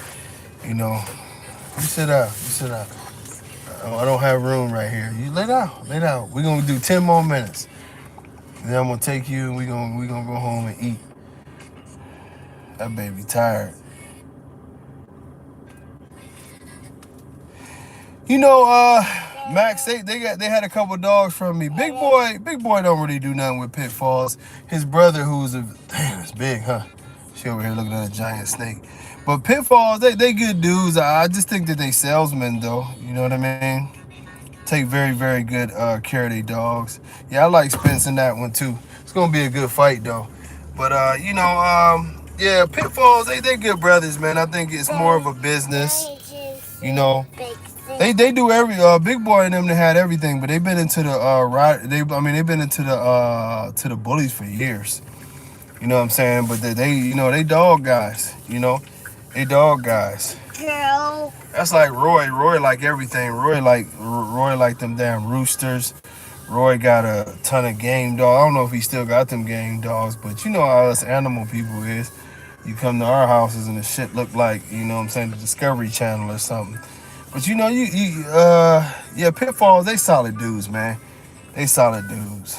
See, look, Max, he got owls. Now, I ain't never thought of a mama getting an owl, but when you got 30 million, you can buy all the owls you want.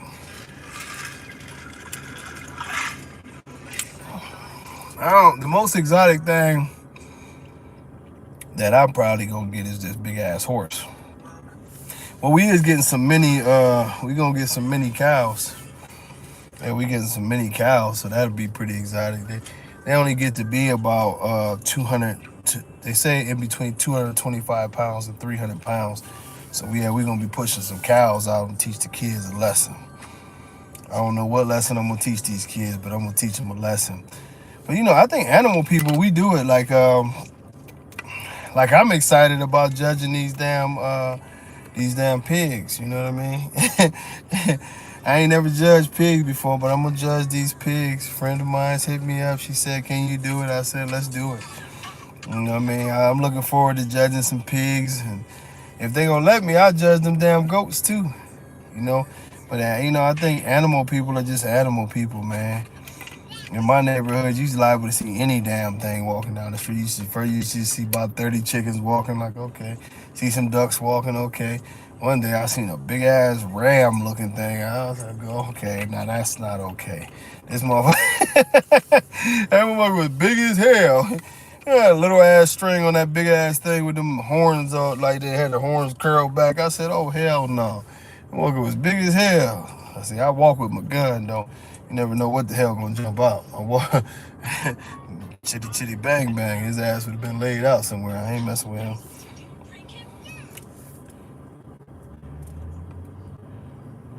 And hey, definitely, the farm it will be. I had some heated floors in my Ohio kennel. They had put it was a system where they put the pipes under the concrete, and they used to run hot water up under the. It was the one thing you could push hot water up under there, and the water would run through there. And it was the dog seemed to like it. That area was covered, so it rarely got snow on there, but it was definitely warm enough that when snow, I don't give a damn how cold it was outside, when the snow touched it, the snow would still melt. So it definitely had to be what it was. You know what I mean? Man, I don't mess with them buzzards. Them some nasty bastards. Anybody who can eat poison and eat anything that's infested and still be running around here licking his little lips and shit. Them buzzards there, man. Them buzzards like them women that be out there selling their body at the night. I ain't talking about the $40 ones. I'm talking about them $20 ones. I got 20. You got 20? Now if you don't get the hell away from my car, you got 20. If I had 20, that'd be 18 more than damn teeth you got in your head. Get away from me, lady. One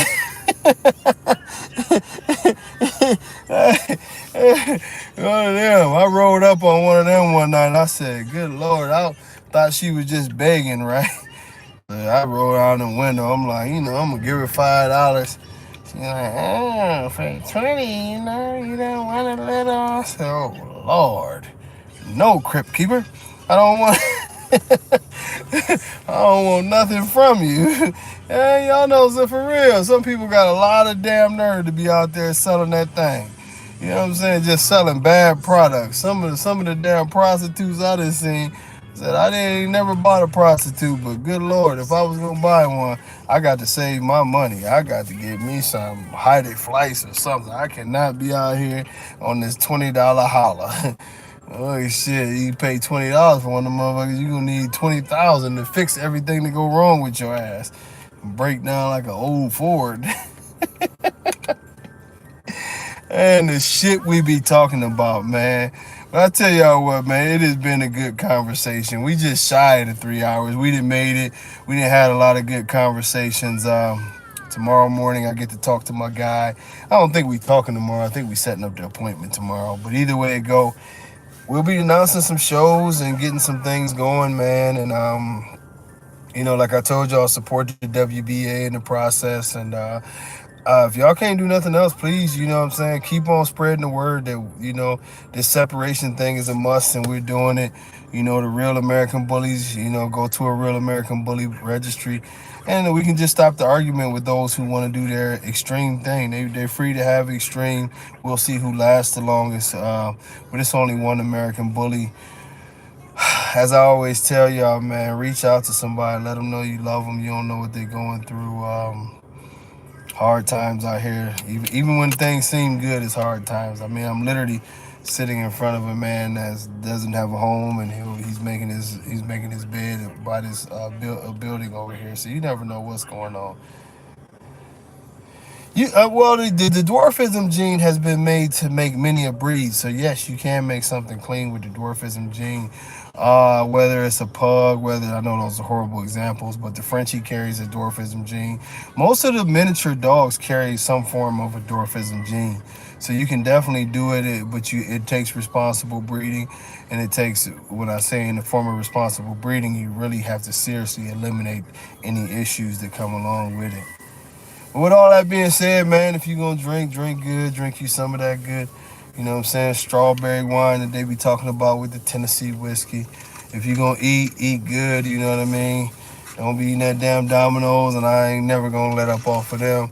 Get you some good filet mignon nuggets and cook it at home. And if you're going to smoke, do not go out there messing with your uncle's plant that he planted in your grandmama's yard. You get you some of that good Moon Rocks, Mike Tyson, or you can go back to the old school regular with the sticks and the seeds. Just make sure it's the green kind, not the ones with the black in there. And if you don't do nothing else, man, when you doing that thing that me and Rihanna be doing to make these beautiful babies, make sure you do it right, or he or she might leave your ass. I will see y'all in the next live. I am posting up everything for sale. I am going to run some stud specials, and how dare I forget about that.